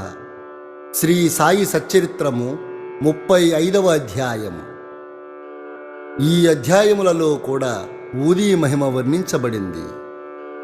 ఇందులో బాబా 2 వ్యక్తుల చేత పరీక్షించబడ్డారు. వారిలో ఏ లోపము లేదని ఇందు చెప్పబడినది. బాబాను పరీక్షించు కథలు మొట్టమొదటగా విందాం. ఆధ్యాత్మిక విషయములో లేదా సాధనలందు శాఖలు మన అభివృద్ధికి అడ్డుపడతాయి. భగవంతుడు నిరాకారుడని నమ్మువారు భగవంతుడు ఆకారము గలవాడని నమ్మువారిని ఖండించి అది ఒట్టి భ్రమ అంటారు. యోగీశ్వరులు మామూలు మానవులు మాత్రమే కనుక వారికి నమస్కరింపనేలా అని కూడా అంటుంటారు. ఇతర శాఖల వారు కూడా ఆక్షేపణ చేయుచు వారి సద్గురువు వారికి ఉండగా ఇతర యోగులకు నమస్కరించి వారికి సేవ ఎందుకు చేయవలెను అంటారు. సాయిబాబా గూర్చి కూడా అట్టి ఆక్షేపణ చేసిన వారున్నారు. షిరిడీకి వెళ్ళిన కొందరిని బాబా దక్షిణ అడిగేవాడు. యోగులు ఈ ప్రకారముగా ధనము ప్రోగు చేయుట శ్రేయస్కరమా? వారిట్లు ధనము జాగ్రత్త చేసినచో వారి యోగి గుణములెక్కడా అని విమర్శించేవారు. అనేక మంది బాబాను వెక్కిరించుటకు షిరిడీకి వెళ్ళి తుదకు వారిని ప్రార్థించుటకు అచ్చటే నిలిచిపోయారు. అటువంటి 2 ఉదాహరణలను ఈ దిగువ విందాం. కాకా మహాజని స్నేహితుడు ఒకడున్నాడు. అతడు నిరాకారుడకు భగవంతుణ్ణి ఆరాధించేవాడు. విగ్రహారాధనకు అతడు విముఖుడు. అతడు ఊరకనే వింతలేమైనా తెలుసుకునుటకు షిరిడీ పోవడానికి అంగీకరించాడు. కాని బాబాకు నమస్కరించననియు వారికి దక్షిణ ఇవ్వనని చెప్పాడు. కాకా ఈ షరతులకు ఒప్పుకున్నాడు. ఇద్దరూ శనివారం నాడు రాత్రి బొంబాయి విడిచి ఆ మరుసటి దినం షిరిడీ చేరారు. వారు మసీదు మెట్లను ఎక్కగానే కొంచెము దూరమునున్న బాబా మహాజని స్నేహితుని మంచి మాటలతో ఆహ్వానించాడు. ఆ కంఠధ్వని మిక్కిలి చిత్రంగా ఉన్నది. ఆ కంఠము అతని తండ్రి కంఠం వలె ఉన్నది. ఆ కంఠము గతించిన తన తండ్రిని జ్ఞాపకం తెచ్చింది. శరీరము సంతోషంతో ఉప్పొంగింది. ఆ కంఠపు ఆకర్షణ శక్తి ఏమని చెప్పుదును? మిగుల ఆశ్చర్యపడిపోయిన ఆ స్నేహితుడు ఇది తప్పనిసరిగా మా తండ్రి కంఠమే అన్నాడు. వెంటనే మసీదు లోపలికి వెళ్ళి తన మనోనిశ్చయాన్ని మరిచిన వాడై బాబా పాదాలపై పడ్డాడు. ఉదయం ఒకసారి మధ్యాహ్నం ఒకసారి బాబా దక్షిణ అడగగా కాకా మహాజని ఇచ్చాడు. బాబా కాకానే దక్షిణ అడుగుచున్నాడు, కాని అతని స్నేహితుణ్ణి అడగలేదు. అతని స్నేహితుడు కాకా చెవిలో, బాబా నిన్నే 2 సార్లు దక్షిణ అడిగాడు. నేను నీతో ఉన్నాను కదా, నన్నెందుకు విడిచిపెట్టుచున్నారు అని అడిగాడు. నీవే బాబాను అడుగుము అని కాకా మహాజని జవాబిచ్చాడు. ఏమిటి నీ స్నేహితుడు మాట్లాడుతున్నాడు అని బాబా కాకా మహాజనిని అడిగాడు. తన స్నేహితుడు కూడా దక్షిణ ఇవ్వవచ్చునా అని అడుగుచున్నాడని కాకా మహాజని చెప్పాడు. అందుకు బాబా, నాకు దక్షిణ ఇచ్చుట నీకిష్టము లేదు, అందుకే నిన్ను అడగలేదు. కాని ఇప్పుడు నీకిష్టమున్న ఎడల ఇవ్వవచ్చు అన్నారు. కాకా ఇచ్చినంత అనగా 17 రూపాయల దక్షిణను అతని స్నేహితుడు కూడా ఇచ్చాడు. బాబా అప్పుడు కొన్ని మాటలు సలహా రూపంగా ఇట్లు అతనికి బోధించాడు. నీవు దానిని తీసివేయము. మనకు అనగా నీకు నాకు మధ్య ఉన్న అడ్డుగోడను తీసివేయము. అప్పుడు మనం ఒకరినొకరు ముఖాముఖి చూసుకొనగలము, కలిసి కొనగలము అని పలికి బాబా వారికి సెలవిచ్చారు. ఆ సమయంలో ఆకాశం మేఘాలతో కప్పి ఉన్నప్పటికీ, వర్షము వచ్చునేమో అను భయము కలుగుచున్నప్పటికీ ప్రయాస లేకుండా ప్రయాణము సాగునని బాబా ఆశీర్వదించారు. ఇద్దరూ సురక్షితంగా బొంబాయి చేరారు. అతడి ఇంటికి పోయి తలుపు తీయేసరికి 2 పిచ్చుకలు చచ్చిపడి ఉన్నాయి. ఇంకొకటి కిటికీ ద్వారా ఎగిరిపోయింది. తానే కిటికీలు తెరిచి ఉంచినచో పిచ్చుకలు రక్షించబడియుండును. వాని అదృష్టానుసారంగా అవి చచ్చాయి. 3వ దానిని రక్షించుటకై బాబా త్వరగా తనను పంపెనేమో అనుకున్నాడు. ఠక్కర్ జటాబాయి అనే హైకోర్టు ప్లేడర్కు ఒక పెద్ద కంపెనీ కలదు. దానిలో కాకా మేనేజరుగా పనిచేసేవాడు. యజమానియు మేనేజరు అన్యోన్యంగా ఉండేవారు. కాకా షిరిడీకి అనేకసార్లు పోవుట, కొన్ని దినములు అచ్చట ఉండి తిరిగి బాబా అనుమతి పొంది వచ్చుట మొదలగునవన్నీ టక్కర్కు తెలుసు. కుతూహలం కోసం బాబాని పరీక్షించు ఆసక్తితో టక్కరు కాకాతో కలిసి హోళీ సెలవుల్లో షిరిడీకి పోవడానికి నిశ్చయించుకున్నాడు. కాకా ఎప్పుడు తిరుగు వచ్చునో అన్నది నిశ్చయముగా తెలియదు కనుక టక్కరు ఇంకొకరిని వెంట తీసుకుని వెళ్ళాడు. ముగ్గురూ కలిసి బయలుదేరారు. బాబాకిచ్చుటకై కాకా 2 సేర్ల ఎండు ద్రాక్ష పండ్లు గింజలతో ఉన్నవి దారిలో కొన్నాడు. వారు షిరిడీకి సరి అయిన వేళకు చేరి బాబా దర్శనానికై మసీదుకు పోయారు. అప్పుడు అక్కడ బాబాసాహెబ్ తర్కడ్ ఉన్నాడు. బాబాసాహెబ్ తర్కడ్ను చూసిన కాకా మహాజని యజమాని టక్కర్, మీరెందుకు వచ్చారిక్కడికి అని అడిగారు. దర్శనం కొరకని తర్కాడ్ జవాబు చెప్పాడు. మహిమలేమైనా జరిగినవా అని టక్కర్ ప్రశ్నించాడు.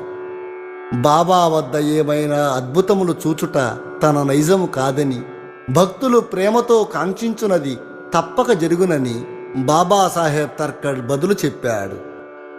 కాకా బాబా పాదాలకు నమస్కరించి తాను కొన్న ఎండు ద్రాక్ష పండ్లను అర్పించాడు. బాబా వానిని పంచిపెట్టమని ఆజ్ఞాపించాడు. ఆ పంపకంలో టక్కరకు కూడా కొన్ని ద్రాక్ష పండ్లు వచ్చాయి. అతనికి అవి తినడానికి ఇష్టపడలేదు. ఎందుచేతననగా ఆయన డాక్టరు కడిగి శుభ్రపరచనిదే ద్రాక్షలు తినకూడదని సలహా ఇచ్చి ఉన్నాడట. ఇప్పుడు అతనికి అది సమస్యగా తోచింది.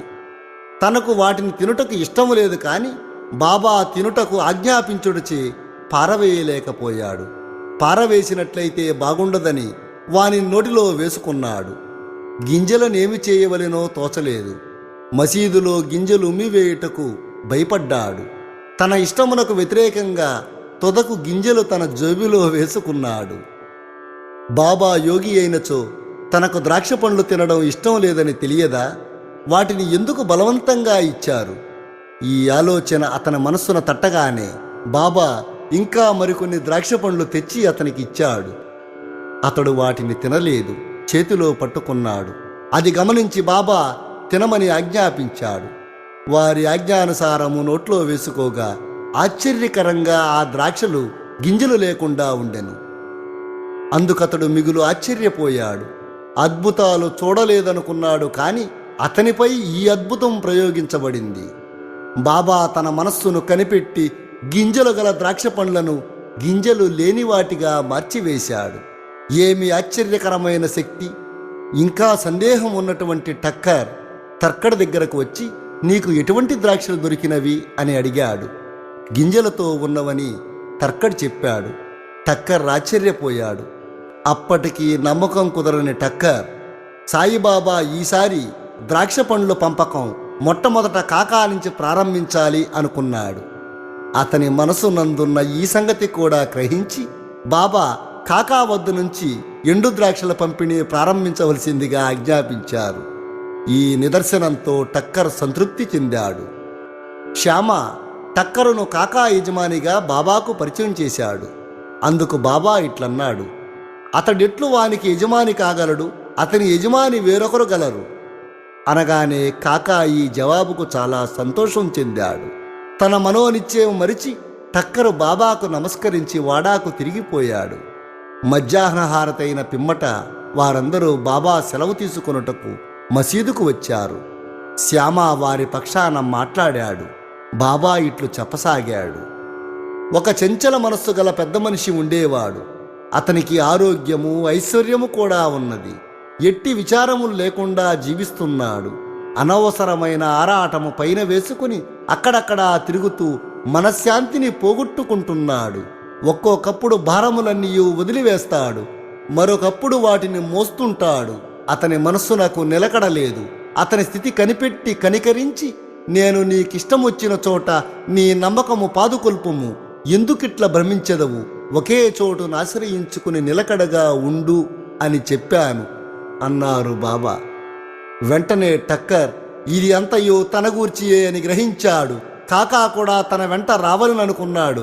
కాని కాకాకు అంత త్వరగా షిరిడీ విడుచుటకు ఆజ్ఞ దొరుకునని ఎవ్వరూ అనుకోలేదు.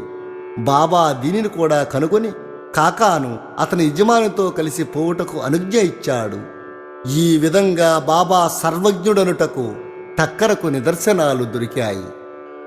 బాబా కాకాను 15 రూపాయలు దక్షిణ అడిగి తీసుకుని అతనికిట్లని చెప్పారు.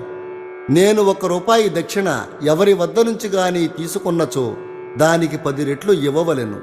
నేను ఊరక ఏమీ తీసుకొనను. యుక్తాయుక్తములు తెలియకుండా ఎవరిని అడుగను.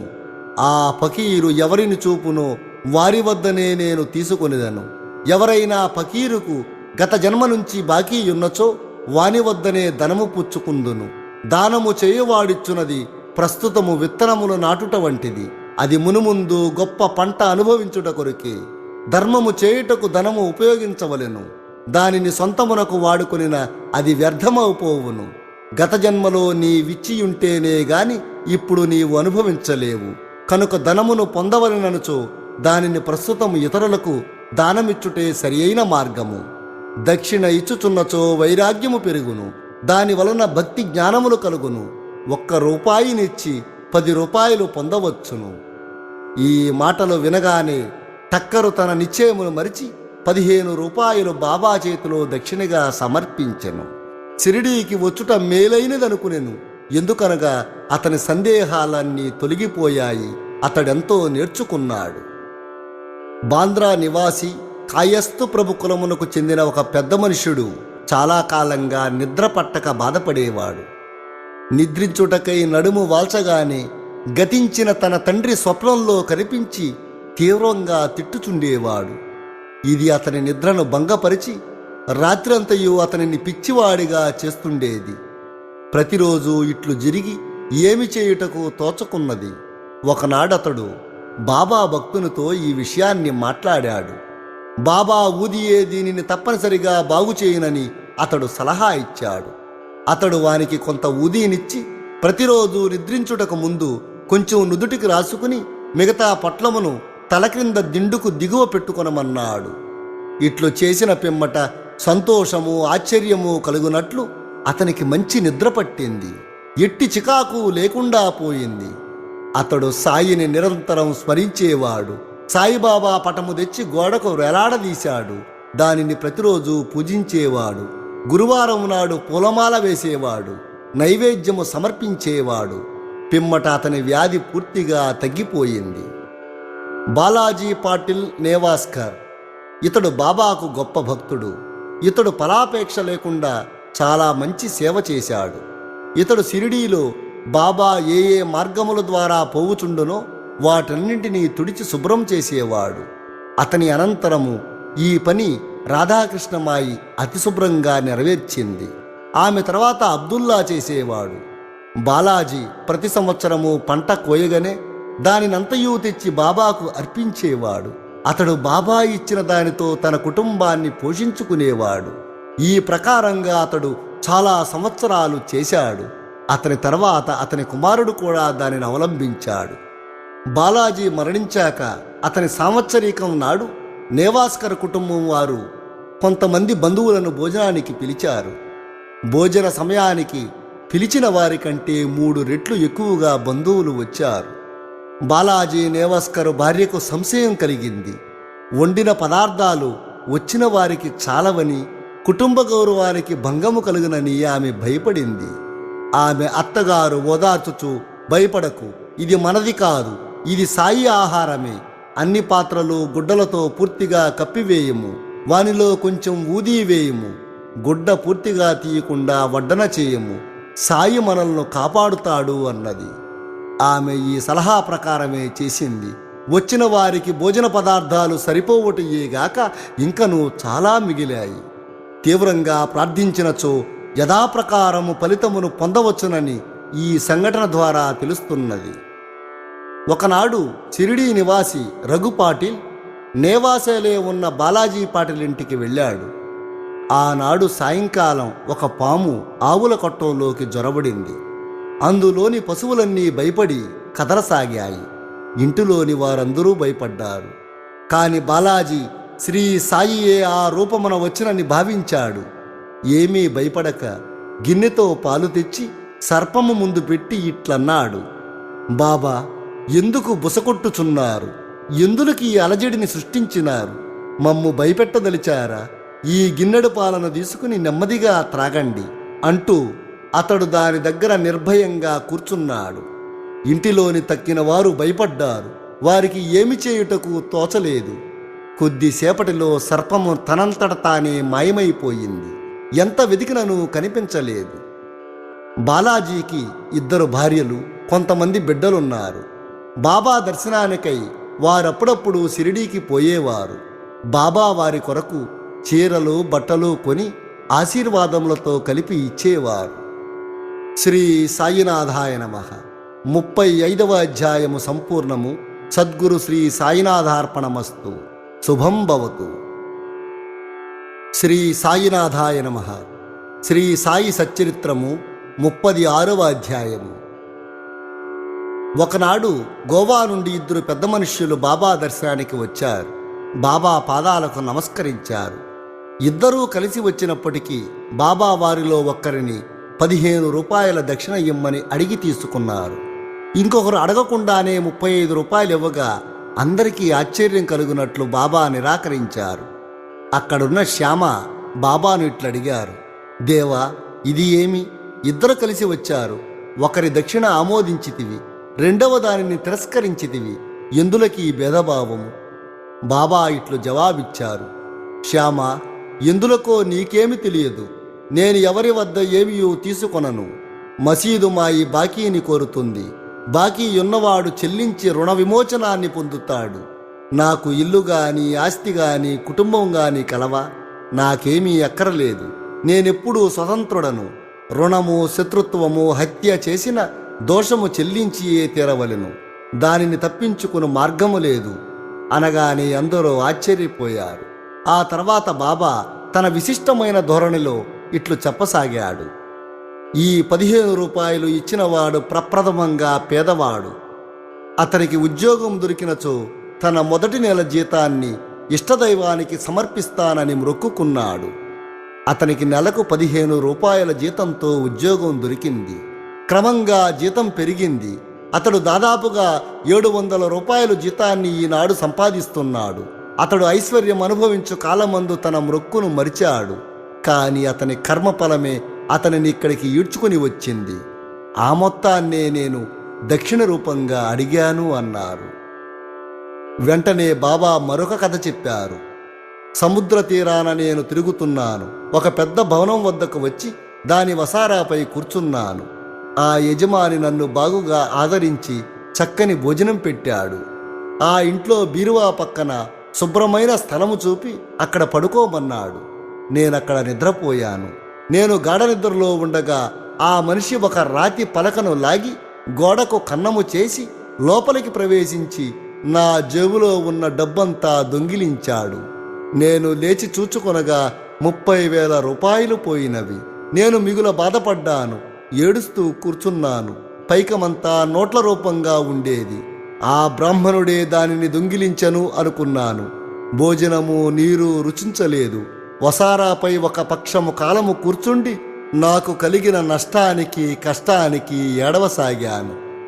ఆ తర్వాత ఒక ఫకీరు ఆ దారి వెంట పోవుచు నా దుఃఖాన్ని చూచి ఎందుకు ఏడ్చుచున్నావు అని అడిగారు. నేను జరిగిన వృత్తాంతమంతా చెప్పాను. వారు ఇట్లన్నారు: నేను చెప్పినట్లు చేసినట్లయితే నీ డబ్బు నీకు దొరుకుతుంది. ఒక ఫకీరు వద్దకు వెళ్ళుము. వారి చిరునామా నేనిచ్చెదను. వారి శరణు వేడుము. వారు నీ పైకము నీకు తిరిగి తెప్పించెదరు. ఈలోగా నీకు ప్రియమైన ఆహారమేదో దానిని నీ ద్రవ్యము దొరికినంత వరకు విసర్జించుము అన్నాడు. నేను ఫకీరు చెప్పినట్లు నడుచుకున్నాను. నా పైకము నాకు చిక్కింది. నేను వాడాను విడిచి సముద్రపు ఒడ్డుకు పోయాను. అక్కడొక స్టీమర్ ఉన్నది. దానిలో జనులు ఎక్కువగా నుండుచే లోపలికి ప్రవేశించలేకపోయాను. ఒక మంచి నౌకరు నాకు తోడ్పడగా నేను లోపలికి పోయాను. అది ఇంకొక ఒడ్డునకు తీసుకుని పోయినది. అక్కడ రైలు బండి ఎక్కి ఈ మసీదుకు వచ్చాను అని కథను పూర్తి చేశారు బాబా. ఆ కథ పూర్తి కాగానే బాబా ఆజ్ఞ ప్రకారం శ్యామ ఆ అతిథులను భోజనానికి తీసుకువెళ్ళాడు. భోజన సమయంలో శ్యామ వారితో మాట్లాడుతూ, బాబా చెప్పిన కథ చాలా చిత్రంగా ఉన్నది. బాబా వారెన్నడూ సముద్ర తీరానికి పొయ్యి ఉండలేదు. వారి వద్ద 30,000 రూపాయలు ఎప్పుడూ లేవు. ఎన్నడూ ప్రయాణము చేయలేదు. డబ్బు పోవుట గాని వచ్చుట గాని జరగలేదు. కాని దాని భావము మీకేమైనా అర్థమైందా అని వారిని అడిగాను. అతిథుల మనస్సులు కరిగిపోయాయి. వారు కండ్ల తడిపెట్టుకునిరి. ఏడ్చుచూ బాబా సర్వజ్ఞుడు, అనంతుడు, పరబ్రహ్మ స్వరూపుడే అని అన్నారు. బాబా చెప్పిన కథ మా గురించియే. వారు చెప్పినదంతయో మా విషయమే. వారికి ఎట్టు తెలుసనో అనున్నది గొప్ప చిత్రము అన్నారు. భోజనమైన పిమ్మట తాంబూలము వేసుకునుచు అతిథులు వారి కథలను చెప్పసాగారు. అందులో ఒకరు ఇట్లు చెప్పారు. లోయలో ఉన్న ఊరు మా స్వగ్రామము. జీవనోపాధికై నేను ఉద్యోగము సంపాదించి గోవా వెళ్ళాను. నాకు ఉద్యోగము లభించినచో నా మొదటి నెల జీతము నిచ్చెదనని దత్తస్వామికి మ్రొక్కుకున్నాను. వారి దయవల్ల నాకు 15 రూపాయల ఉద్యోగం దొరికింది. నాకు క్రమంగా జీతము బాబా చెప్పిన ప్రకారం 700 రూపాయల వరకు హెచ్చినది. నా మ్రొక్కును నేను మరిచాను. దానిని బాబా ఈ విధంగా జ్ఞాపకం తెచ్చి నా వద్ద 15 రూపాయలు తీసుకునిరి. అది దక్షిణ కాదు, పాత బాకీ. తీర్చుకొనక మరిచిన మ్రొక్కును చెల్లించుటే అది అని ఆనందంగా చెప్పాడు. బాబా ఎన్నడూ డబ్బు భిక్షమెత్తలేదు. సరికదా తమ భక్తులు కూడా భిక్షమెత్తుకొనుటకు ఒప్పుకోలేదు. వారు ధనమును ప్రమాదికారిగాను పరమును సాధించుటకు అడ్డుగాను భావించేవారు. భక్తులు దాని చేతులలో చిక్కకుండా కాపాడేవారు. ఈ విషయములో భక్త మహల్సాపతి ఒక చక్కని నిదర్శనం. ఆయన మిక్కిలి పేదవాడు. అతనికి భోజన వసతికి కూడా జరుగుబాటు లేకుండా ఉండేది. అయినను అతడు ధనమును సంపాదించుటకు బాబా అనుమతించలేదు. దక్షిణలో నుండి కూడా ఏమీ ఇయ్యలేదు. ఒకనాడు ఉదార వర్తకుడైన హంసరాజు అనే బాబా భక్తుడొకడు చాలా డబ్బును బాబా సముఖాన మహల్సాపతికి ఇచ్చాడు. కాని బాబా దానిని మహల్సాపతి పుచ్చుకొనుటకు అనుమతించలేదు. పిమ్మట రెండవ అతిథి తన కథను ప్రారంభించాడు. నా బ్రాహ్మణ వంట మనిషి నా వద్ద 35 సంవత్సరాల నుండి నౌకరీ చేయుచుండినను దురదృష్టవశాత్తు వాడు చెడు మార్గంలో పడ్డాడు.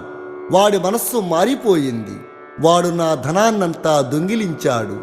రాతి పలకను తొలగించి ధనము దాచిన భోషాణమున్న గదిలో ప్రవేశించి నా ఆస్తి సర్వము అనగా 30,000 రూపాయలు కరెన్సీని దొంగిలించి పారిపోయాడు.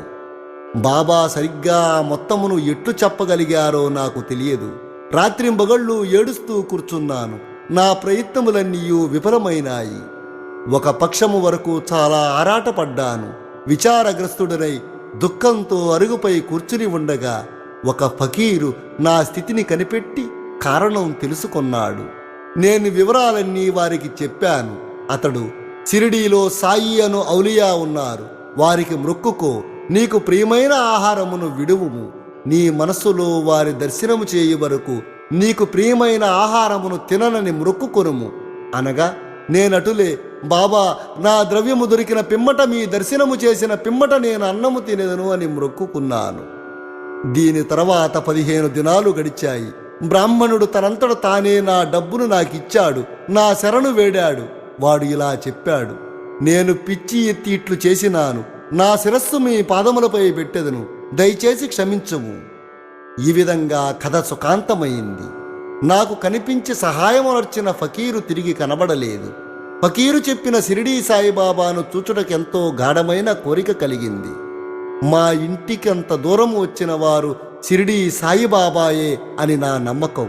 ఎవరైతే నాకు కనబడి నా ద్రవ్యమును తిరిగి తెప్పించిరో అట్టువారు 35 రూపాయల కొరకు పేరాశ చూపెదరా. దీనికి వ్యతిరేకంగా మా వద్ద నుంచి ఏమీ ఆశించక ఎల్లప్పుడూ తనకు చేతనైనంత వరకు బాబా మమ్మల్ని ఆధ్యాత్మిక మార్గాన నడిపిస్తున్నారు. దొంగిలించిన నా డబ్బు దొరికిన వెంటనే మిక్కిలి సంతోషించి మైమరిచి నా మృక్కును మరిచాను. ఒకనాటి రాత్రి నేను కొలాబాలో ఉన్నప్పుడు బాబాను స్వప్నంలో చూశాను. షిరిడీకి పోవలనన్న సంగతి అప్పుడు జ్ఞాపకం వచ్చింది. నేను గోవా వెళ్ళాను. అక్కడ నుండి స్టీమర్ మీద బొంబాయి వెళ్ళి అచ్చటి నుండి షిరిడీకి పోవాలని నిశ్చయించుకున్నాను. నేను హార్బర్ వద్దకు పోగానే స్టీమర్లో ఖాళీ లేదు. కెప్టెన్ ఒప్పుకొనలేదు.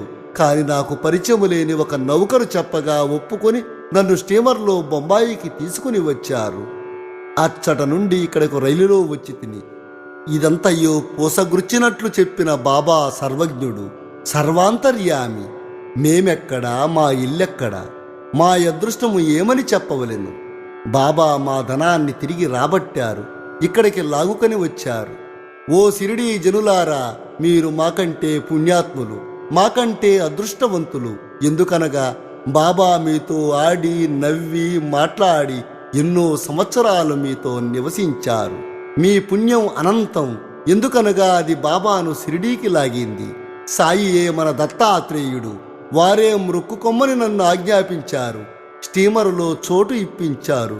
నన్ను ఇచ్చటికి తెచ్చారు. ఇట్లు వారి సర్వజ్ఞత్వమును, సర్వశక్తిమత్వాన్ని నిరూపించారు. షోలాపూరు నివాసియగు సకారాంకు వివాహమై 27 సంవత్సరాలైనా సంతాన భాగ్యం కలగలేదు. ఆ దంపతులు అనేక దేవతలకు మృక్కులు మృక్కారు. కాని నిష్ప్రయోజనమయ్యాయి. తుదకు నిరాశ చెందారు. ఈ విషయమై చివరి ప్రయత్నము చేయ నిశ్చయించుకుని తన సవతి కొడుకగు విశ్వనాథునితో షిరిడీకి వచ్చారు. అచ్చట బాబా సేవ చేయుచు 2 నెలలు గడిపారు. ఆ దంపతులు ఎప్పుడు మసీదుకు పోయినను అది భక్తులచే నిండి ఉండేది. బాబా చుట్టూ భక్త మండలి మూగి ఉండేవారు. బాబాను ఒంటరిగా చూచి వారి పాదములపై పడి తన మనస్సును విప్పి చెప్పి తమకొక సంతానము కావాలని కోరుకొనుటకై తగిన అవకాశమునకు ఆ తల్లి కనిపెట్టుకుని ఉండేది. తుదకు శ్యామాకి సంగతి చెప్పి బాబా ఒంటరిగా ఉన్నప్పుడు తన విషయంలో జోక్యం కలగజేసుకోమని ప్రార్థించింది. శ్యామ బాబా దర్బారు ఎల్లప్పుడూ తెరిచి ఉండిననియు అయినను ఆమె గురించి ప్రయత్నించదననియు సాయి ప్రభు ఆశీర్వదించవచ్చునని చెప్పారు. బాబా భోజన సమయమున మసీదు వాకిలిలో కొబ్బరికాయ అగరవత్తులతో సిద్ధముగా నుండుమనియు తాను సైగ చేయగానే మసీదుపైకి రావలెను అని చెప్పాడు. వారు ఎదురుచూసిన సందర్భం రానే వచ్చింది. ఒకనాడు శ్యామ మధ్యాహ్న భోజనానంతరము బాబా చేతులు తువాలుతో తుడుస్తుండగా బాబా శ్యామా బుగ్గను గిల్లాడు. శ్యామ వెంటనే కోపాన్ని నటించి, దేవా, నా బుగ్గను గిల్లుట నీకు తగునా? మా బుగ్గలు గిల్లునట్టి పెంకి దేవుడు మాకు అక్కర్లేదు. మేము నీపై ఆధారపడి ఉన్నామా? ఇదియేనా మన సాన్నిహిత్య ఫలితము అన్నాడు. బాబా చిరునవ్వుతో, శ్యామ, 72 జన్మల నుంచి నీవు నాతో ఉన్నప్పటికీ నేను నిన్ను గెల్లలేదు. ఎన్నాళ్లకు గెల్లగా నీకు కోపం వచ్చుచున్నది అన్నారు. శ్యామ ఇట్లన్నాడు, ఎల్లప్పుడూ ముద్దులు మిఠాయిలు ఇచ్చే దైవం మాకు కావలేదు. మీ నుండి మాకు గౌరవం గాని, స్వర్గము గాని, విమానము గాని అవసరం లేదు. మీ పాదముల యందు నమ్మకము మాకెప్పుడూ ఉండుగాక అని ప్రార్థించాడు. బాబా కనికరంగా చూస్తూ, అవును, నేను వచ్చినది అందుకే. ఇన్నాళ్ల నుంచి మీకు భోజనము పెట్టి పోషించుచుంటిని. నీ యందు నాకు ప్రేమానురాగాలు లేవా అనుచు బాబా పైకి వెళ్ళి తన గద్దెపై కూర్చున్నాడు. శ్యామ ఆ తల్లిని సైగ చేసి రమ్మన్నాడు. ఆమె మసీదు పైకి వచ్చి బాబాకు నమస్కరించి కొబ్బరికాయ అగరవత్తులు సమర్పించింది. బాబా ఆ టెంకాయని ఆడించాడు. అది ఎండుది కనుక లోపల కుడుక ఆడుచూ శబ్దం వచ్చింది. బాబా నవ్వుతూ, శ్యామ, ఇది గుండ్రముగా లోపల తిరుగుచున్నది. అది ఏమనుచున్నదో వినుము అన్నారు. అంత శ్యామ, ఆమె తన గర్భమందు ఒక బిడ్డ అటులే ఆడవలెనని వేడుచున్నది. కావున ఆ టెంకాయను మీ ఆశీర్వాదంతో ప్రసాదించండి. అందుకు బాబా కుంటిగా నవ్వుతూ, టెంకాయ బిడ్డను ప్రసాదించునా? అట్లనుకొనుటకు ప్రజలంతా అమాయకులు అన్నారు. వినమ్రుడైన శ్యామ, మీ మాటల మహిమయు ఆశీర్వాద ప్రభావమును మాకు తెలుసు. నీ ఆశీర్వాదమే ఆమెకు బిడ్డల పరంపరను ప్రసాదించును. నీవు మాటలచే కాలయాపన చేయుచు ఆశీర్వాదము ఇవ్వకున్నారు అని ప్రార్థించాడు. ఆ సంవాదము కొంతసేపు జరిగింది. బాబా పదే పదే టెంకాయను కొట్టమనసాగాడు. శ్యామ టెంకాయను కొట్టకుండా ఆ స్త్రీకే ఇవ్వమని ప్రార్థించేవాడు. తుదకు బాబా లొంగి ఆమెకు సంతానము కలుగునని అన్నాడు. ఎప్పుడని శ్యామ అడిగాడు. 12 మాసాల లోపల అని బాబా జవాబిచ్చాడు. టెంకాయని పగలగొట్టిరి. ఒక చిప్పను ఇరువురూ తినిరి. రెండవ చిప్పను ఆమెకిచ్చరి. అప్పుడు శ్యామ ఆ స్త్రీ వైపు తిరిగి, అమ్మా, నీవు నా మాటలకు సాక్షివి. నీకు 12 మాసములలో సంతానము కలగనిచో ఈ దేవుని తలపై ఒక టెంకాయని కొట్టి ఈ మసీదు నుంచి తరిమివేసెదను. ఇందుకు తప్పినచో నేను మాధవుడనుగాను. మీరు దీనిని చూచెదరుగాక అని శపథం చేశాడు. ఆమెకు బాబా ఆశీర్వాదం ప్రకారం 1 సంవత్సరంలో కొడుకు పుట్టాడు. 5వ మాసంలో ఆ కొడుకును మసీదుకు తీసుకుని వచ్చి ఆ దంపతులు బాబా పాదములపై పడ్డారు. కృతజ్ఞుడైన తండ్రి 500 రూపాయలు బాబాకు సమర్పించుకున్నాడు. బాబా గుర్రమైన శ్యామకర్ణకు ఆ ధనంతో శాల కట్టించారు. శ్రీ సాయినాథాయ నమః. 36వ అధ్యాయము సంపూర్ణము. సద్గురు శ్రీ సాయినాథార్పణమస్తు. శుభం భవతు. ఓం శ్రీ సాయినాథాయ నమః. శ్రీ సాయి సచ్చరిత్రము 37వ అధ్యాయము. హేమాడ్ పంతు ఈ అధ్యాయములో కొన్ని వేదాంత విషయములు ప్రస్తావించిన పిమ్మట చావడి ఉత్సవాన్ని గురించి వర్ణించాడు. శ్రీ సాయి జీవితము మిగుల పావనమైనది. వారి నిత్యకృత్యములు ధన్యములు. వారి పద్ధతులు, చర్యలు వర్ణింపనలివి కానివి. కొన్ని సమయములందు వారు బ్రహ్మానందంతో మైమరిచిపోయేవారు. మరికొన్ని సమయాలలో ఆత్మజ్ఞానంతో తృప్తి పొందేవారు. ఒక్కొక్కప్పుడు అన్ని పనులు నెరవేర్చుచూ ఎట్టి సంబంధము లేనట్లుండేవారు. ఒక్కొక్కప్పుడు ఏమీ చేయనట్లు కనిపించినప్పటికీ వారు సోమరిగా గాని నిద్రితులుగా గాని కనిపించేవారు కారు. వారు ఎల్లప్పుడూ ఆత్మానుసంధానము చేసేవారు. వారు సముద్రము వలె శాంతంగా తొణకకుండా ఉండినను వారి గాంభీర్యము లోతు కనుగొనరానివి. వర్ణనాతీతమైన వారి నైజము వర్ణింపగలవారెవరు? పురుషులను అన్నదమ్ముల వలె, స్త్రీలను అక్కచెల్లెళ్ల వలె, తల్లుల వలె చూచుకునేవారు. వారు శాశ్వత అస్కలిత బ్రహ్మచర్యం అందరూ ఎరిగినది. వారి సాంగత్యమున మనకు కలిగిన జ్ఞానము మనము జీవించి ఉన్నంత వరకు నిలుచుగాక. ఎల్లప్పుడూ హృదయపూర్వకమగు భక్తితో వారి పాదములకు సేవ చేసేదముగాక. వారిని సకల జీవకోటి యందు జూచెదముగాక. వారి నామము నెల్లప్పుడూ ప్రేమించదముగాక. వేదాంత సంబంధమైన దీర్ఘోపన్యాసము చేసిన పిమ్మట హేమాడ్ పంతు చావడి ఉత్సవాన్ని వర్ణించడానికి మొదలుపెట్టాడు. బాబా శయనశాలను ఇదివరకే వర్ణించారు. వారు ఒకనాడు మసీదులోను ఇంకొకనాడు చావడిలోనూ నిద్రించేవారు. మసీదుకు దగ్గరలోనే చావడి 2 గదులతో ఉండేది. బాబా మహాసమాధి చెందు వరకు ఒకరోజు మసీదుల్లో ఇంకొక రోజు చావడిలో నిద్రించేవారు. 1910 డిసెంబర్ 10వ తేదీ నుండి చావడిలో భక్తులు పూజాహారతలు జరప మొదలుపెట్టారు. బాబా కటాక్షంచే దీనినే ఇప్పుడు వర్ణిద్దాం. చావడిలో నిద్రించు సమయము రాగా భక్తులు మసీదులో గుమికూడి కొంతసేపు మండపంలో భజన చేసేవారు. భజన బృందము వెనక రథము, కుడివైపున తులసి బృందావనము, ముందర బాబా, వీరి మధ్య భజన జరిగేది. భజన యందు ప్రీతి గల స్త్రీ పురుషులు సరి అయిన సమయానికి వచ్చేవారు. కొందరు తాళములు, చిరతలు, మృదంగము, కంజిర మధ్యలలో పట్టుకొని భజన చేసేవారు. సూదంటూ రాయివలే సాయిబాబా భక్తులందరినీ తమ వద్దకు ఈడ్చుకునేవారు. బయట బహిరంగ స్థలంలో కొందరు దివిటీలు సరిచేసేవారు. కొందరు పల్లకిని అలంకరించేవారు. కొందరు బెత్తములను చేతధరించి శ్రీ సాయినాథ్ మహారాజ్కి జై అని కేకలు వేసేవారు. మసీదు మూలలు తోరణములతో అలంకరించేవారు. మసీదు చుట్టూ దీపముల వరుసలు కాంతిని వెదజల్లుచుండేవి. బాబా గుర్రము శ్యామకర్ణ అలంకరించబడి బయట నిలుచుండేది. అప్పుడు తాత్యా పాటిల్ కొంతమందిని వెంటబట్టుకుని వచ్చి బాబాను సిద్ధంగా నుండుడని చెప్పేవారు. బాబా నిశ్చలంగా కూర్చునేవారు. తాత్యా పాటిల్ వచ్చి బాబా చంకలో చేయి వేసి లేవనెత్తుచుండేవాడు. తాత్యా బాబాను మామా అని పిలిచేవాడు. నిజంగా వారి బాంధవ్యము మిక్కిలి సన్నిహితమైనది. బాబా శరీరముపై మామూలు కఫినీ వేసుకుని చంకలో సటకా పెట్టుకుని చిలుమును పొగాకును తీసుకుని పైన ఉత్తరీయము వేసుకుని బయలుదేరుటకు సిద్ధపడేవారు. పిమ్మట తాత్య జలతారు శాలువాను బాబా భుజాలపై వేసేవాడు. అటు పిమ్మట బాబా తన కుడిపాదము బొటన వ్రేలుతో దునిలోని కట్టెలను ముందుకు త్రోసి కుడి చేతితో మండుచున్న దీపము నార్పి చావడికి బయలుదేరేవాడు. అన్ని వాయిద్యాలు మ్రోగిడివి. మతాబా మందు సామానులు అనేక రంగులు ప్రదర్శించుచు కాలిడివి. పురుషులు స్త్రీలు బాబా నామము పాడుచు మృదంగము వీణల సహాయంతో భజన చేస్తూ ఉత్సవంలో నడిచేవారు. కొందరు సంతోషంతో నాట్యమాడేవారు, కొందరు జెండాలను చేతపట్టుకుంటారు. బాబా మసీదు మెట్లపైకి రాగా బాల్దారులు శ్రీ సాయినాథ మహారాజ్కి జై అని కేకలు పెడతారు. బాబాకు ఇరుపక్కల చామరాలు మొదలగునవి పట్టుకుని కొందరు భక్తులు విసురుతుంటారు.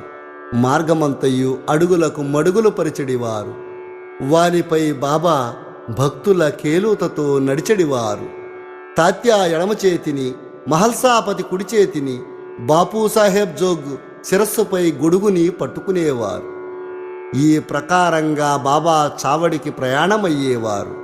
బాగుగా పూర్తిగా అలంకరించిన గుర్రము శ్యామకర్ణ దారితీస్తుండేది.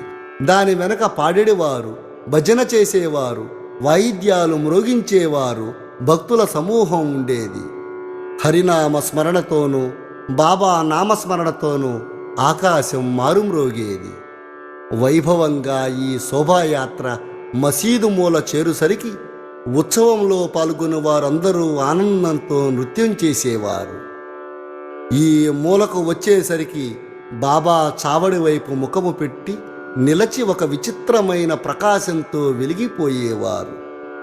వారి ముఖము ఉదయ సంధ్యవలే లేదా బాలబానుని వలె ప్రకాశిస్తుండేది.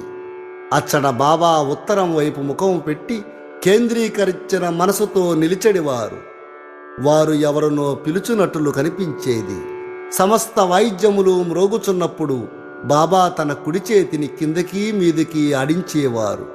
అట్టి సమయమున కాకాసాహెబ్ దీక్షిత్ ముందుకు వచ్చి ఒక వెండి పళ్ళెములో పువ్వులు, గులాల్ పొడిని తీసుకుని బాబాపై పెక్కుసార్లు చల్లేవారు. అట్టి సమయమందు సంగీత వాయిద్యములు వాని శక్తి కొలది ధ్వనించేవి. బాబా ముఖము స్థిరమైన ద్విగుణీకృత ప్రకాశముతోడ సౌందర్యముతోడ వెలిగేది. అందరూ ఈ ప్రకాశాన్ని మనసారా గ్రోలుచున్నారు. ఆ దృశ్యమును, ఆ శోభను వర్ణించుటకు మాటలు చాలవు. ఒక్కొక్కప్పుడు ఆనందము భరించలేక మహల్సాపతి దేవత ఆవేశించిన వాని వలె నృత్యము చేయువాడు. కాని బాబా యొక్క ధ్యానం ఏమాత్రం చెదిరేది కాదు. చేతిలో లాంతరు పట్టుకుని తాత్యాపాటిలు బాబాకు ఎడమ ప్రక్క నడిచేవాడు. భక్త మహల్సాపతి కుడివైపు నడుచుచు బాబా శాలువా అంచును పట్టుకునేవారు. ఈ ఉత్సవమెంతో రమణీయంగా ఉండేది. వారి భక్తి చెప్పనలవి కానిది. ఈ పల్లకీ ఉత్సవమును చూచుటకు పురుషులు, స్త్రీలు, ధనికులు, పేదవారు గుమికూడేవారు. బాబా నెమ్మదిగా నడిచేవారు. భక్తి ప్రేమలతో భక్త మండలి బాబాకు ఇరుపక్కల నడిచేవారు. వాతావరణమంతయు ఆనందపూర్ణమై ఉండగా శోభాయాత్ర చావడి చేరేది. ఆ దృశ్యము, ఆ కాలము గడిచిపోయినవి. ప్రస్తుతము గాని ఇక ముందు గాని ఆ దృశ్యమును గనలేము. అయినను ఆ దృశ్యమును జ్ఞప్తికి తెచ్చుకొని భావన చేసినచో మనస్సుకు శాంతి, తృప్తి కలుగుతుంది. చావడిని బాగుగా అలంకరించేవారు. దానిని తెల్లని పైకప్పుతోనూ, నిలువుటద్దములతోనూ, అనేక రంగుల దీపాలతోనూ, వ్రేలాడగట్టిన గాజు బుడ్డీలతోనూ అలంకరించుచున్నారు. చావడి చేరగానే తాత్య ముందుగా ప్రవేశించి ఒక ఆసనము వేసి బాలీసు నుంచి బాబాను కూర్చుండబెట్టి మంచి అంగరక తొడిగించిన పిమ్మట భక్తులు బాబాను 1000 విధాలా పూజించేవారు. బాబా తలపై తురాయి కిరీటమును పెట్టి పువ్వుల మాలలు వేసి మెడలో నగలు వేస్తారు. ముఖానికి కస్తూరి నామమును, మధ్యన బొట్టును పెట్టి మనస్ఫూర్తిగా బాబా వైపు హృదయానందకరంగా చూచేవారు. తలపై కిరీటము అప్పుడప్పుడు తీసేసేవారు. లేనిచో బాబా దానిని విసిరివేయునని వారి భయము. బాబా భక్తుల అంతరంగమును గ్రహించి వారి కోరికలకు లొంగి ఉండేవారు. వారు చేయుదానికి అభ్యంతరం పెట్టేవారు కారు. ఈ అలంకారాలతో బాబా మిక్కిలి సుందరంగా కనిపించేవారు. నానాసాహెబ్ నిమోన్కర్ గిర్రున తిరుగు కుచ్చుల ఛత్రమును పట్టుకునేవారు. బాపు సాహెబ్ జోగ్ ఒక వెండి పళ్ళెములో బాబా పాదములు కడిగి అర్ఘ్యపాద్యములర్పించి చేతులకు గంధము పోసి తాంబూలమునిచ్చేవాడు. బాబా గద్దెపై కూర్చునియుండగా తాత్య మొదలగు భక్తులు వారి పాదాలకు నమస్కరించేవారు. బాలీసుపోయి అనుకుని బాబా కూర్చుని ఉండగా భక్తులు ఇరువైపులా చామరాలతోనూ విసనకర్రలతోనూ విసిరేవారు. అప్పుడు శ్యామ చిలుమును తయారు చేసి తాత్యాకు ఇవ్వగా అతడొక పీల్పు పీల్చి బాబాకిచ్చేవాడు. బాబా పీల్చిన తర్వాత భక్త మహల్సాపతి పీల్చేవాడు. తదుపరి ఇతరులకు లభించేది. జడమగు ఆ చిలుము ధన్యమైనది. మొట్టమొదట అది అనేక పరీక్షలకు గురి అయింది. కుమ్మరులు దానిని త్రొక్కుతారు, ఎండలో ఆరబెడుతారు, నిప్పులో కాలుస్తారు. ఇటువంటివన్నీ సహించి తుదకు అది బాబా ముద్దుకు, బాబా హస్తస్పర్శకు, బాబా పెదవుల స్పర్శకు నోచుకున్నది. ఆ ఉత్సవము పూర్తి అయిన పిమ్మట భక్తులు పూలదండలను బాబా మెడలో వేసేవారు. వాసన చూచుటకు పువ్వుల గుత్తులను చేతికిచ్చేవారు. బాబా నిర్వ్యామోహము, అభిమాన రాహిత్యములకు అవతారముగుట చేత ఆ అలంకరణములను గాని మర్యాదలు గాని లెక్కపెట్టేవారు కారు. భక్తుల యందు గల అనురాగముచే వారి సంతృప్తి కొరకు వారి ఇష్టానుసారము చేయుటకు ఒప్పుకునేవారు. ఆఖరకు బాపు సాహెబ్ జోగ్ సర్వలాంఛనాలతో హారతినిచ్చేవాడు. హారతి సమయమున బాజా భజంత్రి మేళతాళాలు స్వేచ్ఛగా వాయించేవారు. హారతి ముగిసిన పిమ్మట భక్తులు ఆశీర్వాదమును పొంది బాబాకు నమస్కరించి ఒకరి తర్వాత ఒకరు తమ తమ ఇండ్లకు పోయేవారు. చిలుము, అత్తరు, పన్నీరు సమర్పించిన తర్వాత తాత్యా ఇంటికి పోవటకు లేవగా బాబా ప్రేమతో అతనిని సాగనంపేవారు. నీకిష్టమైనచో వెళ్ళుము, కాని రాత్రి ఒకసారి వచ్చి నా గురించి విచారించుము అనేవారు. అటులనే చేయుదునని తాత్య బాబాకు నమస్కరించి చావడిని విడిచి తన గృహానికి పోయేవాడు. బాబా తన పడకను తానే అమర్చుకునేవారు. 50-60 దుప్పట్లను ఒకదానిపై ఇంకొకటి వేసి దానిపై నిద్రించేవారు. మనము కూడా ఇప్పుడు విశ్రమించదము. ఈ అధ్యాయమును ముగించక ముందు భక్తులకు ఒక మనవి. ప్రతిరోజు రాత్రి నిద్రించుటకు ముందు సాయిబాబాను, వారి చావడి ఉత్సవాన్ని జ్ఞాపకం తెచ్చుకోండి. శ్రీ సాయినాథాయ నమః. 37వ అధ్యాయము సంపూర్ణము. సద్గురు శ్రీ సాయినాథార్పణమస్తు. శుభం భవతు. 5వ రోజు పారాయణము సమాప్తము.